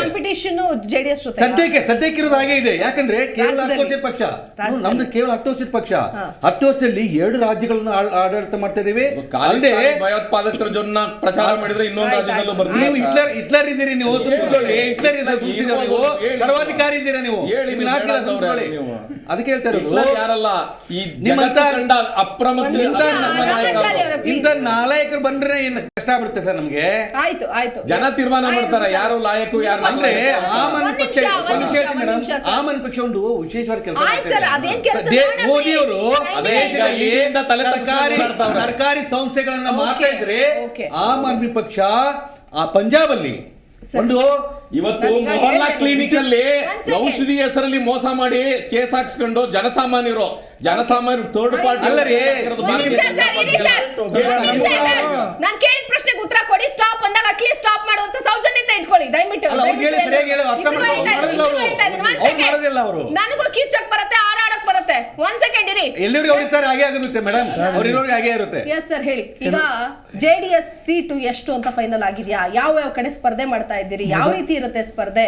ಇನ್ನು ಇವ್ರು ಹೇಳಿದ್ರು JDS ಅವರೇ ಕೇಳ್ಕೊಂಡು ಬಂದ್ರು ಬಿಜೆಪಿ ಅವ್ರ ಹತ್ರ ಅಂತ. ಬಟ್ ಇದೇ ಕುಮಾರಸ್ವಾಮಿ ದೇವೇಗೌಡರು ಹೇಳಿದ್ದಾರೆ, ಈ ಹಿಂದಿನ ಎಲೆಕ್ಷನ್ ಟೈಮಲ್ಲೇ ಮೋದಿ ಅವರು ನಮ್ಮನ್ನು ಕರೆದಿದ್ರು, ಆಹ್ವಾನ ಕೊಟ್ಟಿದ್ರು, ನಾವೇ ಹೋಗಿರ್ಲಿಲ್ಲ ಅಂತ ಹೇಳಿದ್ದಾರೆ. ಅದನ್ನ ದೊಡ್ಡ ವಿಧಾನಸಭೆಯಲ್ಲೇ ಹೇಳಿದ್ದಾರೆ. ಅದನ್ನ ಕೇಳಿಸ್ಕೊಂಡಿದೀವಿ ನಾವು. ಹೇಳಿ ಸರ್. ನೋಡಿ, ಮೊದಲನೇದಾಗಿ ಶ್ರೀಮಾನ್ ದೇವೇಗೌಡರು ವ್ಯಕ್ತಿ ಎಲ್ಲ ಅದೊಂದು ಶಕ್ತಿ. ಸುದೀರ್ಘವಾದಂಥ 60 ವರ್ಷಗಳ ರಾಜಕಾರಣ, ಪಂಚಾಯತಿಯಿಂದ ಪಾರ್ಲಿಮೆಂಟ್ ತನಕ ಕೂಡ ಅವ್ರದ್ದೇ ಆದಂಥ ಶಕ್ತಿ ಇದೆ, ಅವ್ರದ್ದೇ ಆದಂಥ ಅನುಭವ ಇದೆ, ಅವ್ರದ್ದೇ ಆದಂಥ ಆಡಳಿತ ಇದೆ. ಶ್ರೀಮಾನ್ ದೇವೇಗೌಡರು ಯಾರ ಹತ್ರ ಬೆರಳು ತೋರಿಸ್ಕೊಂಡು ರಾಜಕಾರಣ ಮಾಡಿರ್ತಕ್ಕಂಥದ್ದು ಇತಿಹಾಸದಲ್ಲಿ ಎಲ್ಲೂ ಇಲ್ಲ. ದಕ್ಷಿಣ ಭಾರತದ ಏಕೈಕ ಕನ್ನಡಿಗ, ಭಾರತದ ಒಂದು ಬಾವುಟವನ್ನು ಕೆಂಪುಕೋಟೆ ಮೇಲೆ ಆರಿಸಿರ್ತಕ್ಕಂಥ ಒಬ್ಬ ವ್ಯಕ್ತಿ ಯಾರಾದರೂ ಇದ್ದರೆ ಅದು ಶ್ರೀಮಾನ್ ದೇವೇಗೌಡರು ಅಂತಕ್ಕಂಥದ್ದನ್ನು ಮರಿಬಾರ್ದು. ನಂಬರ್ 1. ನೋಡಿ, ರಾಜ್ಯದಲ್ಲಿ ಯಾರಿಗೂ ಕೂಡ ಸಂಪೂರ್ಣವಾದಂಥ ಬಹುಮತ ಕೊಡದೇ ಇರ್ತಕ್ಕಂಥ ಸಂದರ್ಭದಲ್ಲಿ ನಾವು ಸಮ್ಮಿಶ್ರ ಸರ್ಕಾರಗಳು ಮಾಡಿರೋದು ನಿಜ. ಅದು ಕಾಂಗ್ರೆಸ್ ಜೊತೆ ಆಗಿರ್ಬೋದು, BJP ಜೊತೆ ಆಗಿರ್ಬೋದು, ಇಬ್ಬರ ಜೊತೆನೂ ನಾವು ಸರ್ಕಾರ ಮಾಡಿದಂಥ ಸಂದರ್ಭದಲ್ಲಿ ಜನಗಳಿಗೆ ಅತ್ಯುತ್ತಮವಾದಂಥ ಸರ್ಕಾರವನ್ನು ಕೊಟ್ಟಿರ್ತಕ್ಕಂಥ ದಾಖಲೆ ಯಾವುದಾದ್ರೂ ಇತಿಹಾಸದಲ್ಲಿದ್ದರೆ ಅದು ಜಾತ್ಯತೀತ ಜನತಾದಳದ ಜೊತೆನೇ ಹೇಳ್ತಿರ್ತಾರೆ ಮುಸಲ್ಮಾನರ ಜೊತೆ ಅಂತೇಳಿ. ಹಾಗಾದರೆ ಮುಸಲ್ಮಾನರ ಜೊತೆ ಹೋದಾಗ ನಾವೇನು BJP ಸರ್ಕಾರದಲ್ಲಿ ಮುಸಲ್ಮಾನರನ್ನ ತೊಂದರೆ ಮಾಡಿದ್ವಾ? ಕಾಂಗ್ರೆಸ್ ಜೊತೆ ಹೋದಾಗ ತೊಂದರೆ ಮಾಡಿದ್ವಾ? ಆಡಳಿತದಲ್ಲಿ ನಡೆಸೋವಂಥ ಶಕ್ತಿ ಇರಬೇಕು, ಅದು ಸನ್ಮಾನ್ಯ ಕುಮಾರಸ್ವಾಮಿ ಅವರಿಗಿದೆ. ನಂಬರ್ 1. ನಂಬರ್ 2, ಇದುವರೆಗೂ ಯಾವುದೇ ಆಮ್ ಆದ್ಮಿ ಅವರು ಒಂದು ಮಾತನ್ನು ಹೇಳ್ತಾ ಇದ್ರು, ಕರ್ನಾಟಕ ರಾಜ್ಯದಲ್ಲಿ ಅವ್ರದ್ದು MP ಇಲ್ಲ, MLA ಇಲ್ಲ, ಒಂದು MLC ಇಲ್ಲ, ಕಾರ್ಪೊರೇಟರ್ಗಳು ಕೂಡ ಇಲ್ಲ. ಇವ್ರು ಬಂದು ನಮ್ಮನ್ನು ನಿರ್ನಾಮ ಮಾಡ್ತೀವಿ ಅಂತ ಶ್ರೀಮಾನ್ ದೇವೇಗೌಡರು ಪದೇ ಪದೇ ಒಂದು ಮಾತನ್ನು ಹೇಳ್ತಿರ್ತಾರೆ. ಧೂಳಿಂದ ಎದ್ದು ಬರ್ತೀನಿ ಅಂತಕ್ಕಂಥ ಮಾತನ್ನು ನೀವು ಪದೇ ಪದೇ ನೆನೆಸ್ಕೋಬೇಕಾಗ್ತದೆ. ದಯವಿಟ್ಟು ನೀವು ಎಲ್ಲೆಲ್ಲಿ ಯಾವ ರೀತಿ ಮಾತಾಡ್ತೀರಾ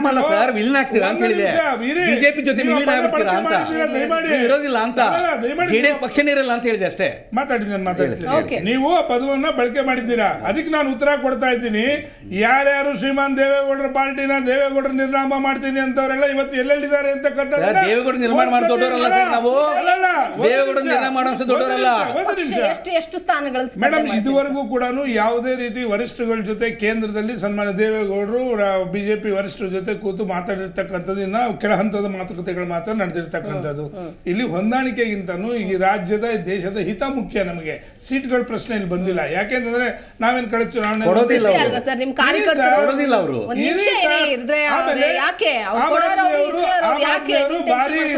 ಭಾರಿ ಆತುರದಲ್ಲಿ ಅರ್ಜೆಂಟ್ ಅಲ್ಲಿ ಇದ್ದಾರೆ. ದಯವಿಟ್ಟು ಪಂಜಾಬಲ್ಲಿ ನಿಮ್ ನಿಲುವೇನು ಹೇಳಿ, ನಾಚಿಕೆ ಆಗ್ಬೇಕು. ಯಾರ ಜೊತೆ ಇವತ್ತು ಇಲ್ಲಿ ಬಂದು ಕರ್ನಾಟಕದಲ್ಲಿ ಮಾತಾಡ್ತಾ ಇದ್ದೀರಾ?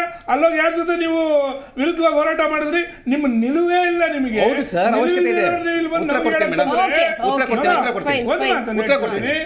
ನಾವಿನ್ನೂ ಸಾಕಷ್ಟು ಸಭೆಗಳು ನಡಿಬೇಕಾಗ್ತದೆ. ಈ ಒಂದು ಚುನಾವಣೆಯಲ್ಲಿ ಕಟ್ಟ ಕಡೆಯ ಕಾರ್ಯಕರ್ತನಿಗೂ ಕೂಡ ಮನವರಿಕೆ ಮಾಡಿಕೊಡ್ತೀವಿ. BJP ಅವರು ಮತ್ತೆ ಜಾತ್ಯತೀತ ಜನತಾದಳದವರು ಅಣ್ಣ ತಮ್ಮದಿರ್ತರ ಹೊಂದಾಣಿಕೆ ಮಾಡಿಕೊಂಡು ಈ ರಾಜ್ಯದ, ಈ ದೇಶದ ಭವಿಷ್ಯವನ್ನು ಬದಲಾವಣೆ ಮಾಡಬೇಕು. ಯಾರು ಈ ದೇಶದ ಮೇಲೆ 40 ವರ್ಷ 45 ವರ್ಷಗಳ ಕಾಲ ಒಂದು ಆಡಳಿತ ಮಾಡಿ ಇವತ್ತು ಈ ಪರಿಸ್ಥಿತಿ ತಂದಿಕ್ಕಿದ್ದಾರೆ. ಮೊನ್ನೆ ಒಬ್ರು ಹೇಳ್ತಾರೆ, ತೆಲಂಗಾಣದಲ್ಲಿ ನಾವು ಸ್ಪೀಕರ್ ನಮ್ಮವರಾಗಿರೋದ್ರಿಂದ ಕೈ ಮುಗಿಬೇಕು ಸಾರ್, ನಮಸ್ಕಾರ ಸಾರ್ ಅಂತ. ಅಂದ್ರೆ ಗುಲಾಮ್ಗಿರಿ ರಾಜಕಾರಣ ತರ ಹೊರಟಿರ್ತಕ್ಕಂಥ ಇಂಥವ್ರು ಪಾಠ ಕಲಿಸಬೇಕು ಅಂತಂದ್ರೆ ಶ್ರೀಮಾನ್ ದೇವೇಗೌಡರು ಮತ್ತೆ ಧೂಳಿಂದ ಎದ್ದು ಬರ್ತಾರೆ ಅಂತಕ್ಕಂಥದ್ದನ್ನ ಸ್ಪಷ್ಟವಾಗಿ ತಿಳ್ಕೋಬೇಕು. ನಾವು ಸೀಟ್ ಎಷ್ಟು ಕೊಡ್ತಾರೆ ಅಂತಕ್ಕಂಥ ವಿಚಾರ ನಮಗಿಲ್ಲ.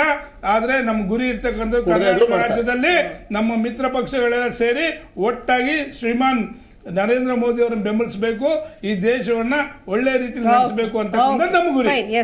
ರಾಮಕೃಷ್ಣ ಅವರು ಹೇಳಿ. ನಮ್ಮ ರಾಜ್ಯದಲ್ಲಿ ನಾನು ಆಗ್ಲೇ ಹೇಳಿದೆ, 22ರಿಂದ 25 ಸೀಟು ಕಾಂಗ್ರೆಸ್ಗೆ. ಅರ್ಥ ಆಗ್ತಿದ್ಯಾ? ನಾವು ಉತ್ತರ ಕೊಡಿ. ನನ್ಗೊಂದು ಪ್ರಶ್ನೆ ಇದೆ, ಅದಕ್ಕಿಂತ ಮುಂಚೆ ಅದಕ್ಕೆ ಉತ್ತರ ಕೊಟ್ಬಿಟ್ಟು ಹೇಳಿ. ಇರೋದು ಒಂದು ಸೀಟು ನಿಮ್ದು ಅಲ್ವಾ?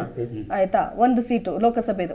ಈ ಒಂದು ಸೀಟನ್ನ ಡಬಲ್ ಡಿಜಿಟ್ ಹೇಗೆ ಮಾಡ್ಕೊಳ್ತೀರಿ? ಆ ಟ್ಯಾಕ್ಟಿಕ್ಸ್ ಹೇಳಿ ನನಗೆ. ಹೇಗೆ ಸಾಧ್ಯ ಆಗುತ್ತೆ? ಕೇವಲ ವಿಧಾನಸಭೆ ಚುನಾವಣೆ ಗೆದ್ದಿದ ತಕ್ಷಣ ಇದು ಸಾಧ್ಯ ಆಗತ್ತಾ? ಕಳೆದ ಬಾರಿ ಆಗಿದ್ದ ತಪ್ಪೇನು ಅಂದ್ರೆ JDS ಜೊತೆ ಹೋಗಿದ್ದೆ ಒಂದು ತಪ್ಪು. ಕಾರಣ ಯಾಕೆಂದ್ರೆ ನಾವು JDS ಜೊತೆ ಪ್ರತಿ ಒಂದು ಕ್ಷೇತ್ರದಲ್ಲೂ ಕೂಡ ಕ್ಯಾನ್ವಾಸಿಂಗ್ ಇಬ್ರು ಹೋಗಿದ್ರು. ಸಿದ್ದರಾಮಯ್ಯ ಹೋಗಿದ್ರು, ದೇವೇಗೌಡರು ಹೋಗಿದ್ರು, ಹೆಲಿಕಾಪ್ಟರ್ ಇಳಿತಾ ಇದ್ರು, ಕ್ಯಾನ್ವಾಸ್ ಮಾಡ್ತಾರೆ, ಎಲ್ಲ ಮಾಡ್ತಾರೆ. ಜನಗಳಲ್ಲಿ ಇದ್ದಿದ್ದೇನು ಅಂದ್ರೆ ಫ್ಯಾಮಿಲಿ ಪಾಲಿಟಿಕ್ಸ್. ಅಲ್ಲಿ ಮೊಮ್ಮಗನ್ ಬಿಟ್ಕೊಟ್ರು, ತುಮಕೂರಿಗೆ ಇಲ್ಲಿ ಬಂದ್ರು, ಇಲ್ಲಿ ಇನ್ನೊಬ್ಬ ನಿಕ್ಕಿಲ್ಲೋ, ಅಲ್ಲೊಬ್ಬ ಇನ್ನೊಬ್ರು ಇಲ್ಲೊಬ್ಬ, ಇದೇನಾಗೋಯ್ತು? ಅದೇನಾಯ್ತು ಅಂದ್ರೆ ನಮಗೆ ಬರ್ಬೇಕಾದಂತ ಓಟನ್ನ ನೀವು ಫ್ಯಾಮಿಲಿ ಪಾಲಿಟಿಕ್ಸ್ ಕರ್ನಾಟಕದಲ್ಲಿ ನೀವು ಅವರು ಒಂದು ಕ್ಷೇತ್ರ ಮಾತಾಡಿಲ್ಲ. ನೀವು ಮಾತಾಡಿ ನೀವು ಮಾತಾಡ್ದ ಬೇರೆ ವಿಷಯ ಅಂತೆಲ್ಲ ಮಾತಾಡಿ, ನನ್ನ ಮಾತು ಕೇಳಿ. ಹಾಗಾಗಿ ನಾನು ಹೇಳ್ತಕ್ಕಂಥದ್ದು, ನಾವಿರ್ತಕ್ಕಂಥ ಗುರಿ ಕರೆಕ್ಟ್ ಆಗಿದ್ದೀವಿ. ನಮ್ಮ ಒಂದೊಂದು ಕ್ಷೇತ್ರದಲ್ಲಿ 3 ರಿಂದ 4 ಜನ ಇರ್ತಕ್ಕಂಥ ಅಭ್ಯರ್ಥಿಗಳನ್ನ ತಯಾರಿಯಾಗಿದ್ದಾರೆ. ಆದ್ರೆ ಹೈಕಮಾಂಡ್ ಕೇಂದ್ರ ನಿಲುವು ಏನ್ ತಗೊಳ್ತದೆ ಅಂತಕ್ಕಂಥದ್ದನ್ನ ನಾವು ಕಾಯ್ತಾ ಇದ್ದೇವೆ.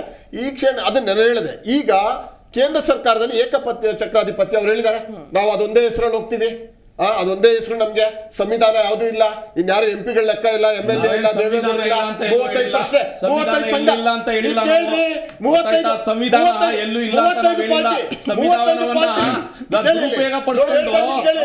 35 ಪರಿಸ್ಥಿತಿಯನ್ನ ಜನತಾ ಮರ್ತಿಲ್ಲ. ಲಾಸ್ಟ್ ಟೈಮ್ ಪುಲ್ವಾಮಾ, ಈಗ ರಾಮನಿಂದ ಮತ್ತೆ ಬಚ್ಚಿಟ್ಕೊಂಡು ಹೋಗ್ತಾ ಇದ್ದಾರೆ. ರಾಮ ಹೆಸರು ಆಶೀರ್ವಾದ ಅಂತೂ ಮಾಡೋದಿಲ್ಲ ಇವ್ರಿಗೆ, ಯಾಕಂದ್ರೆ 38% ಇನ್ನೂ ಪೂರ್ಣಗೊಂಡಿಲ್ಲ. ರಾಮ ಪೂರ್ಣ ಇಲ್ಲಿರ್ತಕ್ಕಂಥ ರಾಮ ಇವ್ರನ್ನ ಬಯಸೋದಿಲ್ಲ. ಮತ್ತೆ ಪೂರ್ಣ ಅಂತ ಹೇಳುವಂತ ಕಾಂಗ್ರೆಸ್ ಆದಿದ್ಮೇಲೆ ರಾಮ ಹೇಳಿದ್ದ ಮೋದಿಗೆ ರಾಮನ್ ಗೋಲ್ಸೋದು, ಮೋದಿನ ಆರ ಶಿವ ಅಂತ ಅನ್ನೋದು ಹೇಳಿದ್ರ? ಶಿವ ಹೇಳಿದ್ದ?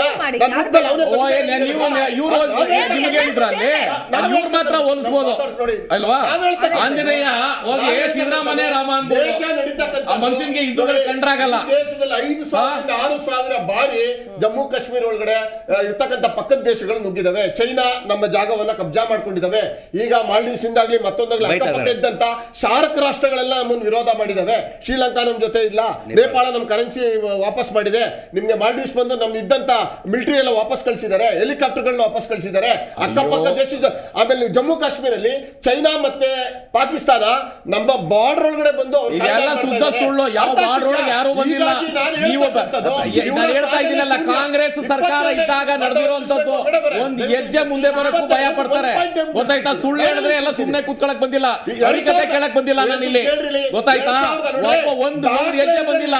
ಕಾಂಗ್ರೆಸ್ ಅನ್ನೋದು ಒಂದು ದೇಶದ್ರೋಹಿ ಪಕ್ಷ. ಗೊತ್ತಾಯ್ತಾ?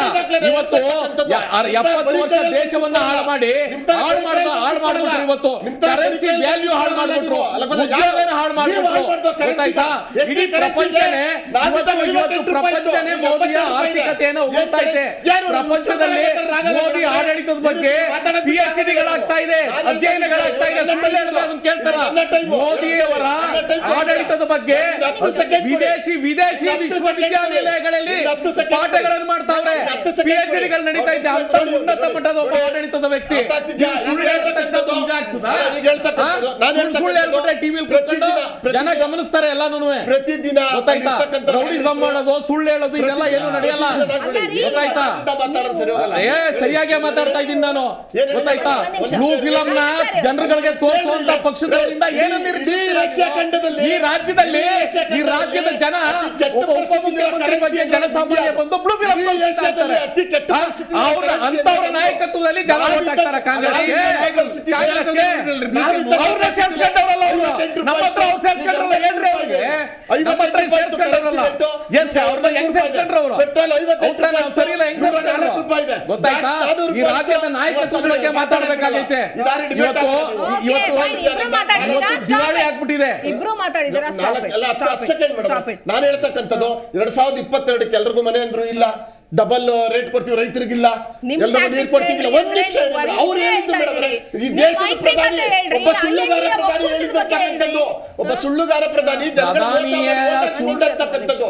58 ರೂಪಾಯಿ ನಿಮ್ಮ ಪೆಟ್ರೋಲ್ ಇದ್ದಿದ್ದು 104 ಆಯ್ತು, ಬೇಳೆ ನಿಮ್ಗೆ 60 ರೂಪಾಯಿ ಇದ್ದಿದ್ದು 200 ರೂಪಾಯಿ ಪ್ರತಿಯೊಂದು. ಹಾಗಾಗಿ ನಾವು ಹೇಳ್ತಕ್ಕಂಥ ಈ ವಿಚಾರಗಳು ಮುನ್ನೆಲೆಗೆ ಬರ್ತದೆ ಹೊರತು ರಾಮನಿಂದ ಔಚ್ಕೊಂಡ್ರೆ ರಾಮ ಕಾಪಾಡೋದಿಲ್ಲ ಅಂತಕ್ಕಂಥದ್ದು ಸಾಮಾನ್ಯ ಜ್ಞಾನ ಇಲ್ಲ.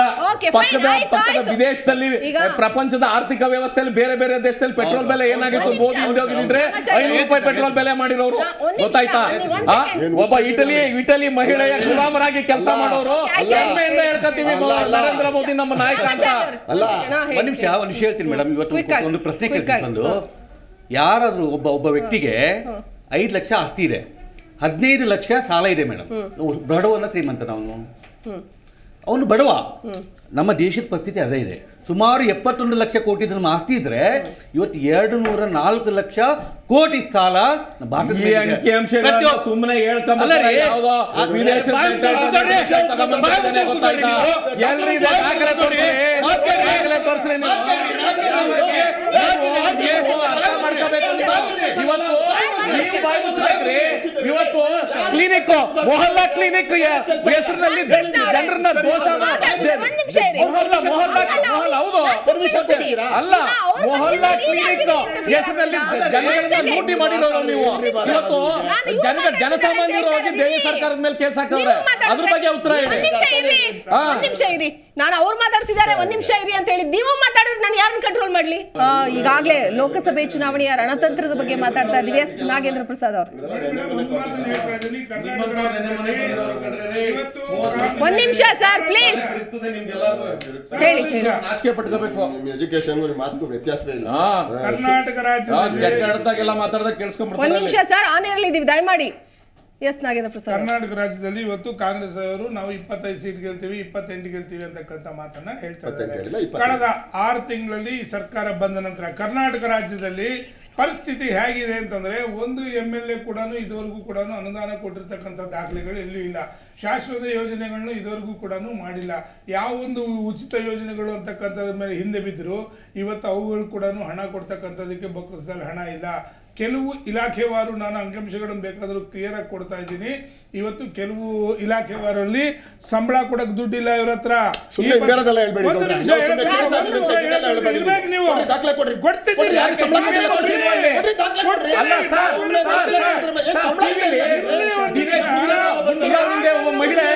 ದಿನೇಶ್ ಗುಂಡೂರಾವ್ ಹಿಂದೆ ಒಬ್ಬ ಮಹಿಳೆ ಹೋಗ್ಲಿಲ್ವಾ? ಟಿವಿ ತೋರಿಸ್ಲಿಲ್ವಾ? ಸಂಬಳ ಕೊಟ್ಟಿಲ್ಲ 3 ತಿಂಗಳು ಅಂತ ನಾಚಿಕೆ ಆಗ್ಬೇಕು. ಟಿವಿ ಬಂದಿಲ್ವಾ ನಿಮ್ದು? ದಿನೇಶ್ ಗುಂಡೂರಾವ್ ನಿನ್ನೆ ಒಬ್ಬ ಮಂತ್ರಿ ಸನ್ಮಾನ್ಯ ದಿನೇಶ್ ಗುಂಡೂರಾವ್ ಅವರು ಹೋಗ್ಬೇಕಾದ್ರೆ ಒಂದು ಹೆಣ್ಣೆಂಗ್ಸು ಪಾಪ ನನಗೆ ಟ್ರಾನ್ಸ್ಫರ್ ಅಂತ ಹೇಳ್ಬಿಟ್ಟು 4 ತಿಂಗಳಿಂದ ನನಗೆ ಸಂಬಳ ಕೊಟ್ಟಿಲ್ಲ. ನಾನು ತಗೊಂಡೋಗ್ಬಿಟ್ಟು ಇವ್ರು ಯಾವುದೋ ವೈಯಕ್ತಿಕ ವಿಚಾರಕ್ಕೋಸ್ಕರ ತಗೊಂಡು ನನ್ನ ಮೂಲೆಯಲ್ಲಿ ಬಿಸಾಕಿದ್ದಾರೆ. ನಮ್ಮ ಪರಿಸ್ಥಿತಿ ಈ ರೀತಿ ಆದರೆ ನಾವು ಯಾರಿಗೆ ಹೇಳ್ಕೋಬೇಕು ಅಂತಂದರೆ, ಉಡಾಫೆ ಉತ್ತರ ಕೊಡ್ತಿದ್ದಾರೆ ಮಾನ್ಯ ಮಂತ್ರಿಗಳು. ಇವತ್ತು ರಾಜ್ಯದಲ್ಲಿ ಯಾವ ಪರಿಸ್ಥಿತಿ ಆಗಿದೆ ಅಂತಂದರೆ, 234 ತಾಲೂಕುಗಳಲ್ಲಿ ಬರಗಾಲ ಇದ್ರೂ ಕೂಡ ಇವತ್ತು ರಾಜಕಾರಣದ ವಿಷಯ ಐಷಾರಾಮಿ ಫ್ಲೈಟ್ಗಳು 234 ಕೋಟಿ ಇರೋದು, ಬರ ಇರೋದು 234 ಇದೆ. ಒಂದು ನಿಮಿಷ ಕೇಳಿ, ನಾನು ಬರ್ತಾ ಇದ್ದೀನಿ ಅಲ್ಲಿಗೆ ಬರ್ತಾ ಇದ್ದೀನಿ. ಈಗ ನೀವು ಇಷ್ಟ ತನಕ ನೀವು ಹೇಳ್ಬಿಟ್ಟು ನೀವು ಮಾತಾಡ್ತಿದ್ದೀರಾ ನೀವು ಒಂದು ನಿಮಿಷ ಹೇಳೋ ತನಕ. ಹಾಗಾದ್ರೆ ನೀವು ಹೇಳಿದ ಅಂಕಿಅಂಶಗಳು ಕರೆಕ್ಟ್ ಇದೆಯಾ? ನೀವು ಹೇಳಿರ್ತಕ್ಕಂಥವೆಲ್ಲ ಕರೆಕ್ಟ್ ಆಗಿದೆಯಾ ಅಂತ ಹೇಳ್ತಿದ್ದೀರಾ ನೀವು? ನೋಡೋಣ, ತೋರಿಸಿ ನೀವು ನೋಡೋಣ. ಬರ್ಕೊಂಡ್ಬಂದಿರೋ ಸುಳ್ಳಿದು, ನೀವು ಬರ್ಕೊಂಡ್ಬಂದಿರೋ ಸುಳ್ಳಿದು, ಇದ್ರ ಬಗ್ಗೆ ಸುಳ್ಳಿದು. ಮೇಡಮ್ ಒಂದು ಮಾತು ಹೇಳ್ತಿದ್ದೀನಿ, ಈ ಕಾಂಗ್ರೆಸ್ ಯಾವಾಗ್ಲೂ ಕೂಡ ಸುಳ್ಳು ಹೇಳ್ಕೊಂಡು ಜೀವನ ಮಾಡೋದೇ ಜೀವನ. ಯಾಕೆ ಇವತ್ತು 47 ವರ್ಷಗಳ ಕಾಲ ಈ ದೇಶವನ್ನು ಆಳಿ, ಒಂದು ನಿಮಿಷ ಇವ್ರನ್ನ ಯಾಕೆ ಇವತ್ತು ಮೂಲೆಯಲ್ಲಿ ಕುಣಿಸಿದ್ರು ಈ ದೇಶದಲ್ಲಿ ಅಂತಂದ್ರೆ, ಈ ರೀತಿ ಸುಳ್ಳುಗಳು ಹೇಳ್ಕೊಂಡು ಹೇಳ್ಕೊಂಡೇ ಬಂದಿರ್ತಕ್ಕಂಥದ್ದು.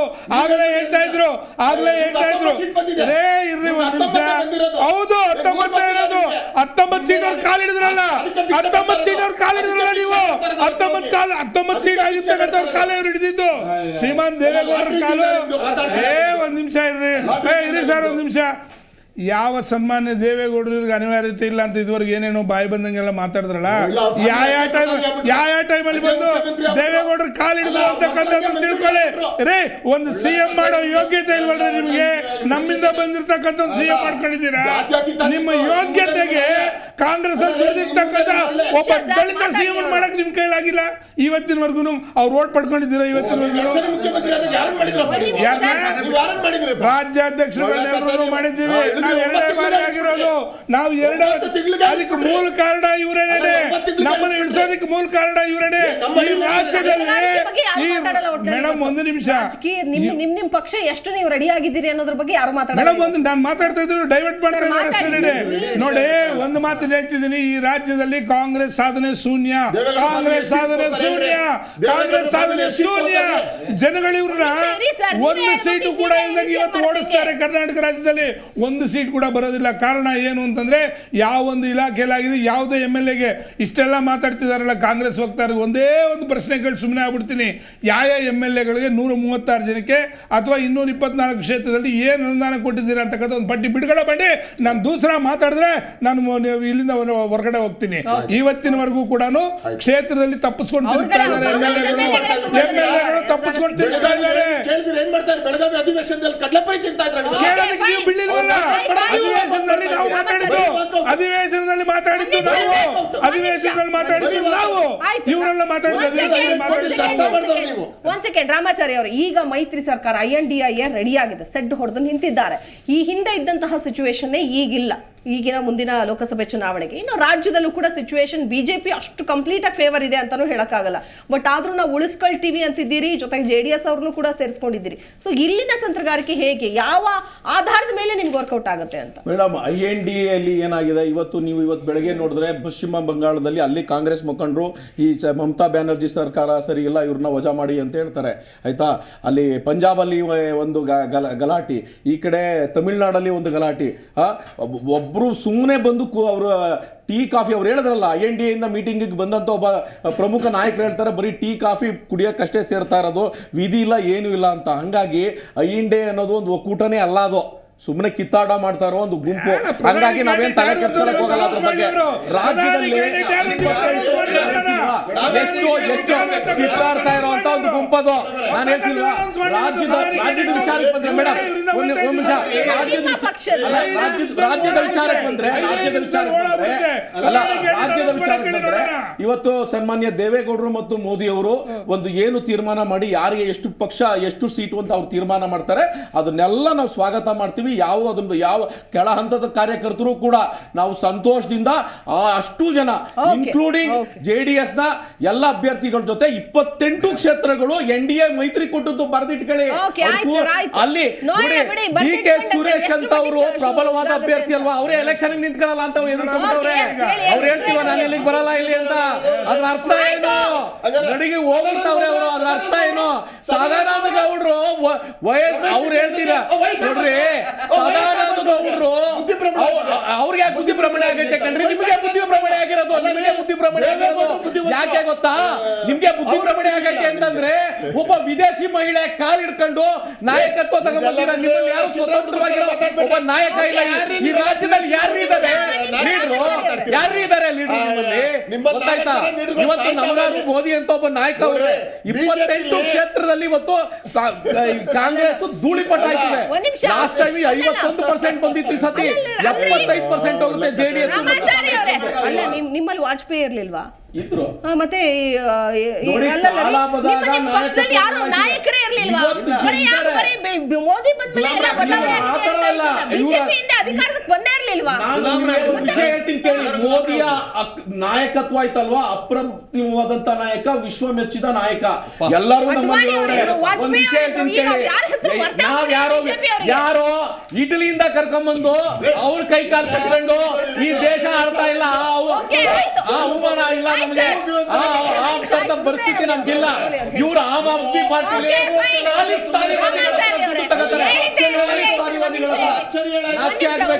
ಭಯೋತ್ಪಾದಕರಿಗೆ ಸಪೋರ್ಟ್ ಮಾಡೋದು. ನೀವೀಗ ಸೇರ್ಕೊಂಡಿದ್ದೀರಿ INDIA, ನಿಮ್ಮ ಅಸ್ತಿತ್ವ ಏನು?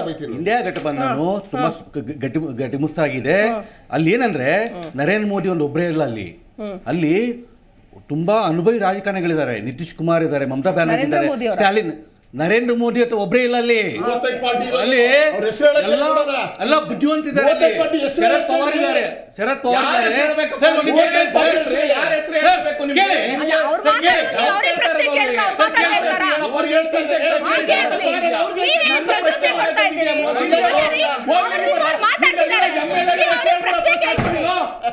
ನಿಮ್ ಜಿಲ್ಲಾ ಅಧ್ಯಕ್ಷರ ಹೆಸರು ನಿಮ್ಗೆ ಯೋಗ್ಯತೆ ಇದ್ರೆ ನಿಮ್ಮ ಕಾರ್ಯಕರ್ತರ ಹೆಸರು ನನಗೆ 35 ಪಾರ್ಟಿ ನಾಚಿಕೆ ಇರಬೇಕು ನಿನಗೆ.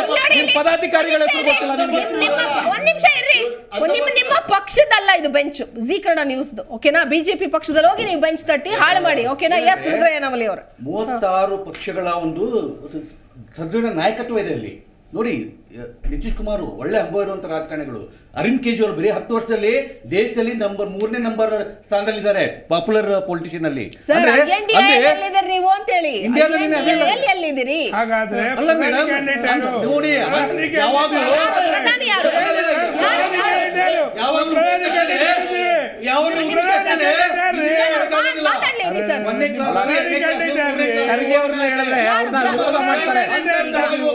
ಮಲ್ಲಿಕಾರ್ಜುನ್ ಖರ್ಗೆ ಅವ್ರನ್ನ ಮಾಡಿ ಮಲ್ಲಿಕಾರ್ಜುನ್ ಖರ್ಗೆ ಅವರಿಗೆ ಸಿದ್ದರಾಮಯ್ಯ ವಿರೋಧ ಮಾಡ್ತಾರೆ.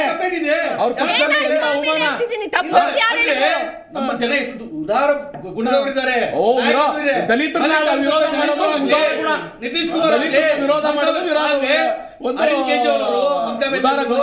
ಸ್ವಾರ್ಥ ರಾಜಕಾರಣ ಮಾಡಿಲ್ಲ, ನಾನು ಪ್ರಧಾನಮಂತ್ರಿ ಆಗ್ಬೇಕಂತ ಹೇಳಿಲ್ಲ, ಅದು ವ್ಯತ್ಯಾಸ ಕಾಣಬೇಕಾಗಿದೆ. ಅದೇ ಕಾಂಗ್ರೆಸ್ನವರೇ ಆಡಳಿತ ಪಕ್ಷ ನೀವು ರಾಷ್ಟ್ರಪತಿ ಆಡಳಿತ ತರಬೇಕು ಅಂತ ಹೇಳಿ ಅಂದ್ರೆ ಅಲ್ಲ, ರಾಷ್ಟ್ರಪತಿ ಆಡಳಿತ ತರಬೇಕು ಅಂತ ಕಾಂಗ್ರೆಸ್ ಶಕ್ತಿ ಇಲ್ಲ ದೇಶ ನಡೆಸೋದಕ್ಕೆ. ಅದಕ್ಕೆ ಅಲ್ಲ ಸರ್, ಇದೆ ಇವತ್ತು ಕೂಡ ದೇವೇಗೌಡರು ಇವತ್ತು ಕೂಡ ದೇವೇಗೌಡರು ಈ ದೇಶದ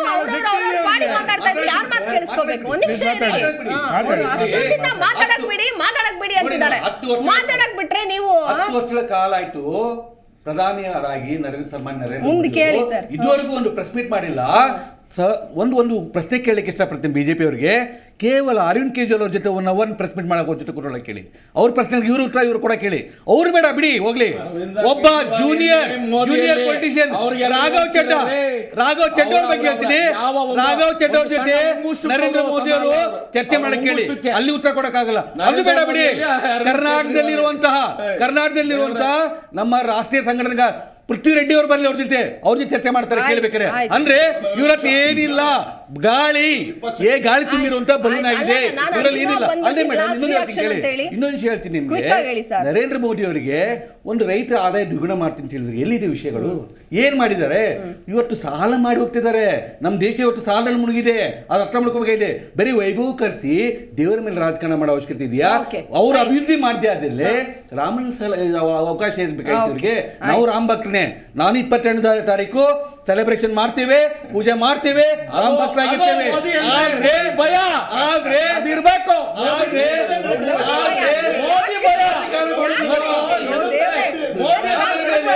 ರಾಮನ ಮೇಲೆ ರಾಜಕಾರಣ ಮಾಡೋದಿಲ್ಲ.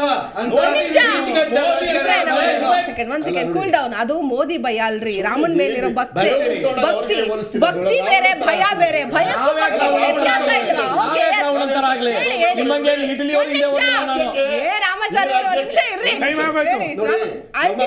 Final reaction. ನಮ್ಮ ರಾಜ್ಯಕ್ಕೆ ಯಾಕೆ ನೀವು ಕಾಂಗ್ರೆಸ್ ಮತ ವೋಟ್ ಹಾಕ್ತಾ ಇದ್ದಾರೆ ಅಂದ್ರೆ ನೋಡಿ, ಮಹದಾಯಿ ಬಗ್ಗೆ ಇವರು ಎಷ್ಟೇ ನಾವು ಬೇಡಿಕೆ ಇಟ್ಟರು ಬರ್ತಾ ಇಲ್ಲ. ಅರ್ಥ ಆಗ್ತಿದೆ. ನಮ್ಮ ಸಾಧನೆ ಇರ್ತಕ್ಕಂಥದ್ದು ಗ್ಯಾರಂಟಿಗಳು ಕೊಟ್ಟಿದ್ದೀವಿ, ನಿರುದ್ಯೋಗಿಗಳಿಗೆ ಯುವ ಯೋಜನೆ ಕೊಟ್ಟಿದ್ದೀವಿ. ಈಗಾಗಲೇ 50,000 ಜನ ಅದನ್ನ ನೋಂದಣಿ ಮಾಡ್ಕೊಂಡಿದ್ದಾರೆ. ಅರ್ಥ ಆಗ್ತಿದೆ. ಅವ್ರಿಗೆ ಸಂಸಾರದಲ್ಲಿ ಇರ್ತಕ್ಕಂಥ ಆದಾಯ ಕಡಿಮೆ ಆಗಿತ್ತು, ಇಡೀ ದೇಶದಲ್ಲಿ ಆದಾಯ ಕಡಿಮೆ ಆಗಿದೆ. 50 ವರ್ಷಕ್ಕೆ ಹಿಂದಕ್ಕೆ ಹೋಗಿದೆ ನಿರುದ್ಯೋಗ ಅಂತಕ್ಕಂಥದ್ದು. ಉದ್ಯೋಗ ಒಂದ್ ಕಡೆ ಕೊಡ್ತಾ ಇಲ್ಲ, ದೇಶ ರಕ್ಷಣೆ ಒಂದ್ ಕಡೆ ಆಗ್ತಿಲ್ಲ, ದುಡ್ಡನ್ನ ಕಂಟ್ರೋಲ್ ಮಾಡಕ್ ಆಗ್ತಾ ಇಲ್ಲ, ಸಾಲ ಹೆಚ್ಚಿಸ್ತಾ ಇದ್ದಾರೆ. ಅರ್ಥಾತ್ ಇದೆಲ್ಲ ಇರ್ತಕ್ಕಂಥ ಸಮಯದಲ್ಲಿ ನೀವು ನೀರಾವರಿ ಯೋಜನೆಗಳು ಕೊಡಿ ಅಂತೇಳಿ ನಮ್ಮ ಮುಖ್ಯಮಂತ್ರಿಗಳು ಕೇಳಿದ್ರು ಕೊಡ್ತಾ ಇಲ್ಲ. ಬರಗಾಲಕ್ಕೆ ದುಡ್ಡು ಕೊಡಿ ಸ್ವಾಮಿ ಅಂತ ಇನ್ಕ್ಲೂಡಿಂಗ್ ಮುಖ್ಯಮಂತ್ರಿ ಅವರ ಕೆಲಸ ಕಾರ್ಯಗಳನ್ನ ಬಿಟ್ಟು 3 ದಿವಸ ಇವ್ರಲ್ಲಿ ಕೂಡ್ಸ್ಕೊಳ್ತಾರೆ. ನಮ್ಗೆ ಇನ್ನೂ ₹1 ಬಿಡುಗಡೆ ಮಾಡಿಲ್ಲ. ದೇವೇಗೌಡರು ಅದ್ರ ಬಗ್ಗೆ ಇತ್ತಲ್ಲ, ಯಾರೋ ಒಬ್ಬ ದುಡ್ಡು ಮಾಡ್ದ, ಅದು ಮಾಡ್ದ, ಇವ್ರ ಮಕ್ಳೇನಂಗಾರೆ ಬರೀ ಕಡ್ಲೆಪುರಿ ರೋಡ್ ಕಡ್ಲೆಕಾಯಿ ಮಾಡ್ಕೊಂಡು ದುಡ್ಡು ಮಾಡಿಲ್ಲ ಅವರು. ಹಂಗೆ ಇದ್ರ ಇವರೆಲ್ಲ. ಅದನ್ನ ಬಿಡಿ, ತೊಗೊಂಬನ್ನಿ ದುಡ್ಡನ್ನ ನೋಡೋಣ.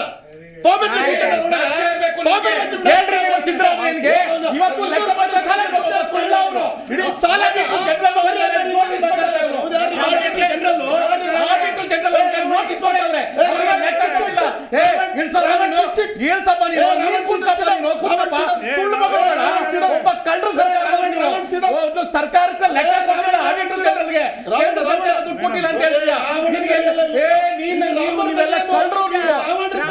ದೇಶ ಆಳ್ಕೊಳ್ಳೋರು ಭಯೋತ್ಪಾದಕರನ್ನ ನೀವು ಅಣ್ಣ ತಂದಿರೋನವರು, ಭಯೋತ್ಪಾದಕರನ್ನ ಅಣ್ಣ ತಂದಿರೋನವ್ರನ್ನ ಇನ್ನೇನು ಗೊತ್ತಾಯ್ತಾ?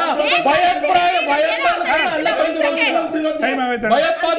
ತಂದಿರೋ ಆಡಿಟರ್ ಜನರಿಗೆ ಲೆಕ್ಕ ಕೊಡಕ್ಕೆ ಎದುರುಕೊಂಡು ಹಣ ಬಿಡುಗಡೆ ಆಗಿಲ್ಲ. ಏನ್ ಮಾತಾಡ್ತೀರಾ? ಹೇಳಿ. ದೇಶದ ಜನತೆ ಅಂತ ಎಲ್ಲಾ ಭಯೋತ್ಪಾದಕರು ಇಲ್ಲೇ ಇದ್ದಾರೆ. ಕಷ್ಟಪಟ್ಟು ಹುಡುಕ್ತಾ ಇದಾರೋ ಏನೋ ಗೊತ್ತಿಲ್ಲ. ನ್ಯೂಸಿಗೆ ಬಂದ್ರೆ ರಾಜ್ಯದ ಜನತೆ ಯಾವ ಪಕ್ಷಗಳ ಬಂಡವಾಳ ಏನು ಅಂತಕ್ಕಂಥ ದೂರದಿಂದ ನೋಡ್ತಾ ಇದ್ದಾರೆ. ಇವ್ರು ಹೇಳ್ತಿದ್ರು ಪಾಪ ಆಗ್ಲೇನೆ ಮಾದಾಯಿ ಬಗ್ಗೆ. ಮಾದಾಯಿ ಇವತ್ತಿಂದಲ್ಲ, ಮಾದಾಯಿ ಇವ್ರ ಕಾಲದ್ದೇನೆ. ಅವರ ಪಾಪದ ಕೂಸೋದು ಮಾದಾಯಿ, ಇವ್ರ ಪಾಪದ ಕೂಸಿದ್ದು. ಒಂದ್ ನಿಮಿಷ, 60 ವರ್ಷದಲ್ಲಿ ಏನ್ ಮಾಡ್ತಿದ್ರು? ಮಹದಾಯಿನ ಹಾಳು ಮಾಡಿ ನೀರ್ ಕುಡಿದ್ರಲ್ಲ, ಅಲ್ಲ ಮಹದಾಯಿನ ಹಾಳು ಮಾಡಿ ನೀರ್ ಕುಡಿದ್ರಲ್ಲ. ಬಾಗಲಕೋಟೆಯಲ್ಲಿ ಒಬ್ಬ ಭೇಟಿ ಅಂತ ಒಬ್ಬ MLA ಮಾಡ್ಕೊಂಡಿದ್ರಲ್ಲ, ನಿಮ್ಮ ಯೋಗ್ಯತೆಗೆ ಭೇಟಿ ಅಂತ MLA ಏನ್ ಮಾಡ್ತಿದ್ದ ಬಾಗಲಕೋಟೆಯಲ್ಲಿ? ಆ ಮಹದಾಯಿ ಯೋಜನೆಗೆ ಶಾಸಕ ಅವನಲ್ಲ, ಆ ಭೇಟಿ, ಆ ಶಾಸಕ ಭೇಟಿ ಅವನಲ್ರಿ. ಸುಳ್ಳು ಹೇಳ್ತಿರಲ್ರಿ ಬಂದು. ಯಾವ ಜೆರಾಕ್ಸ್ ಕಾಪಿ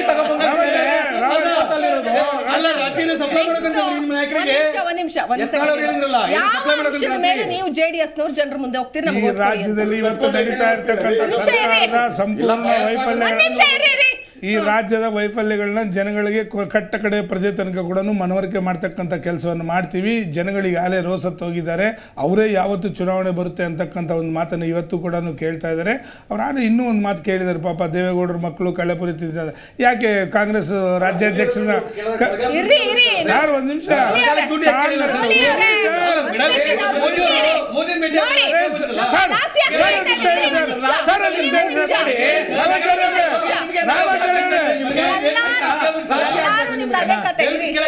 ರಾಮಾಚಾರ್ಯ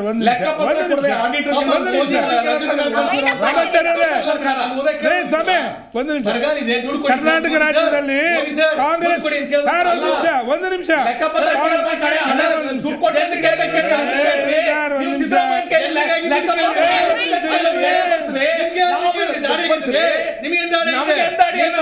ದೇಶ ಸಂವಿಧಾನ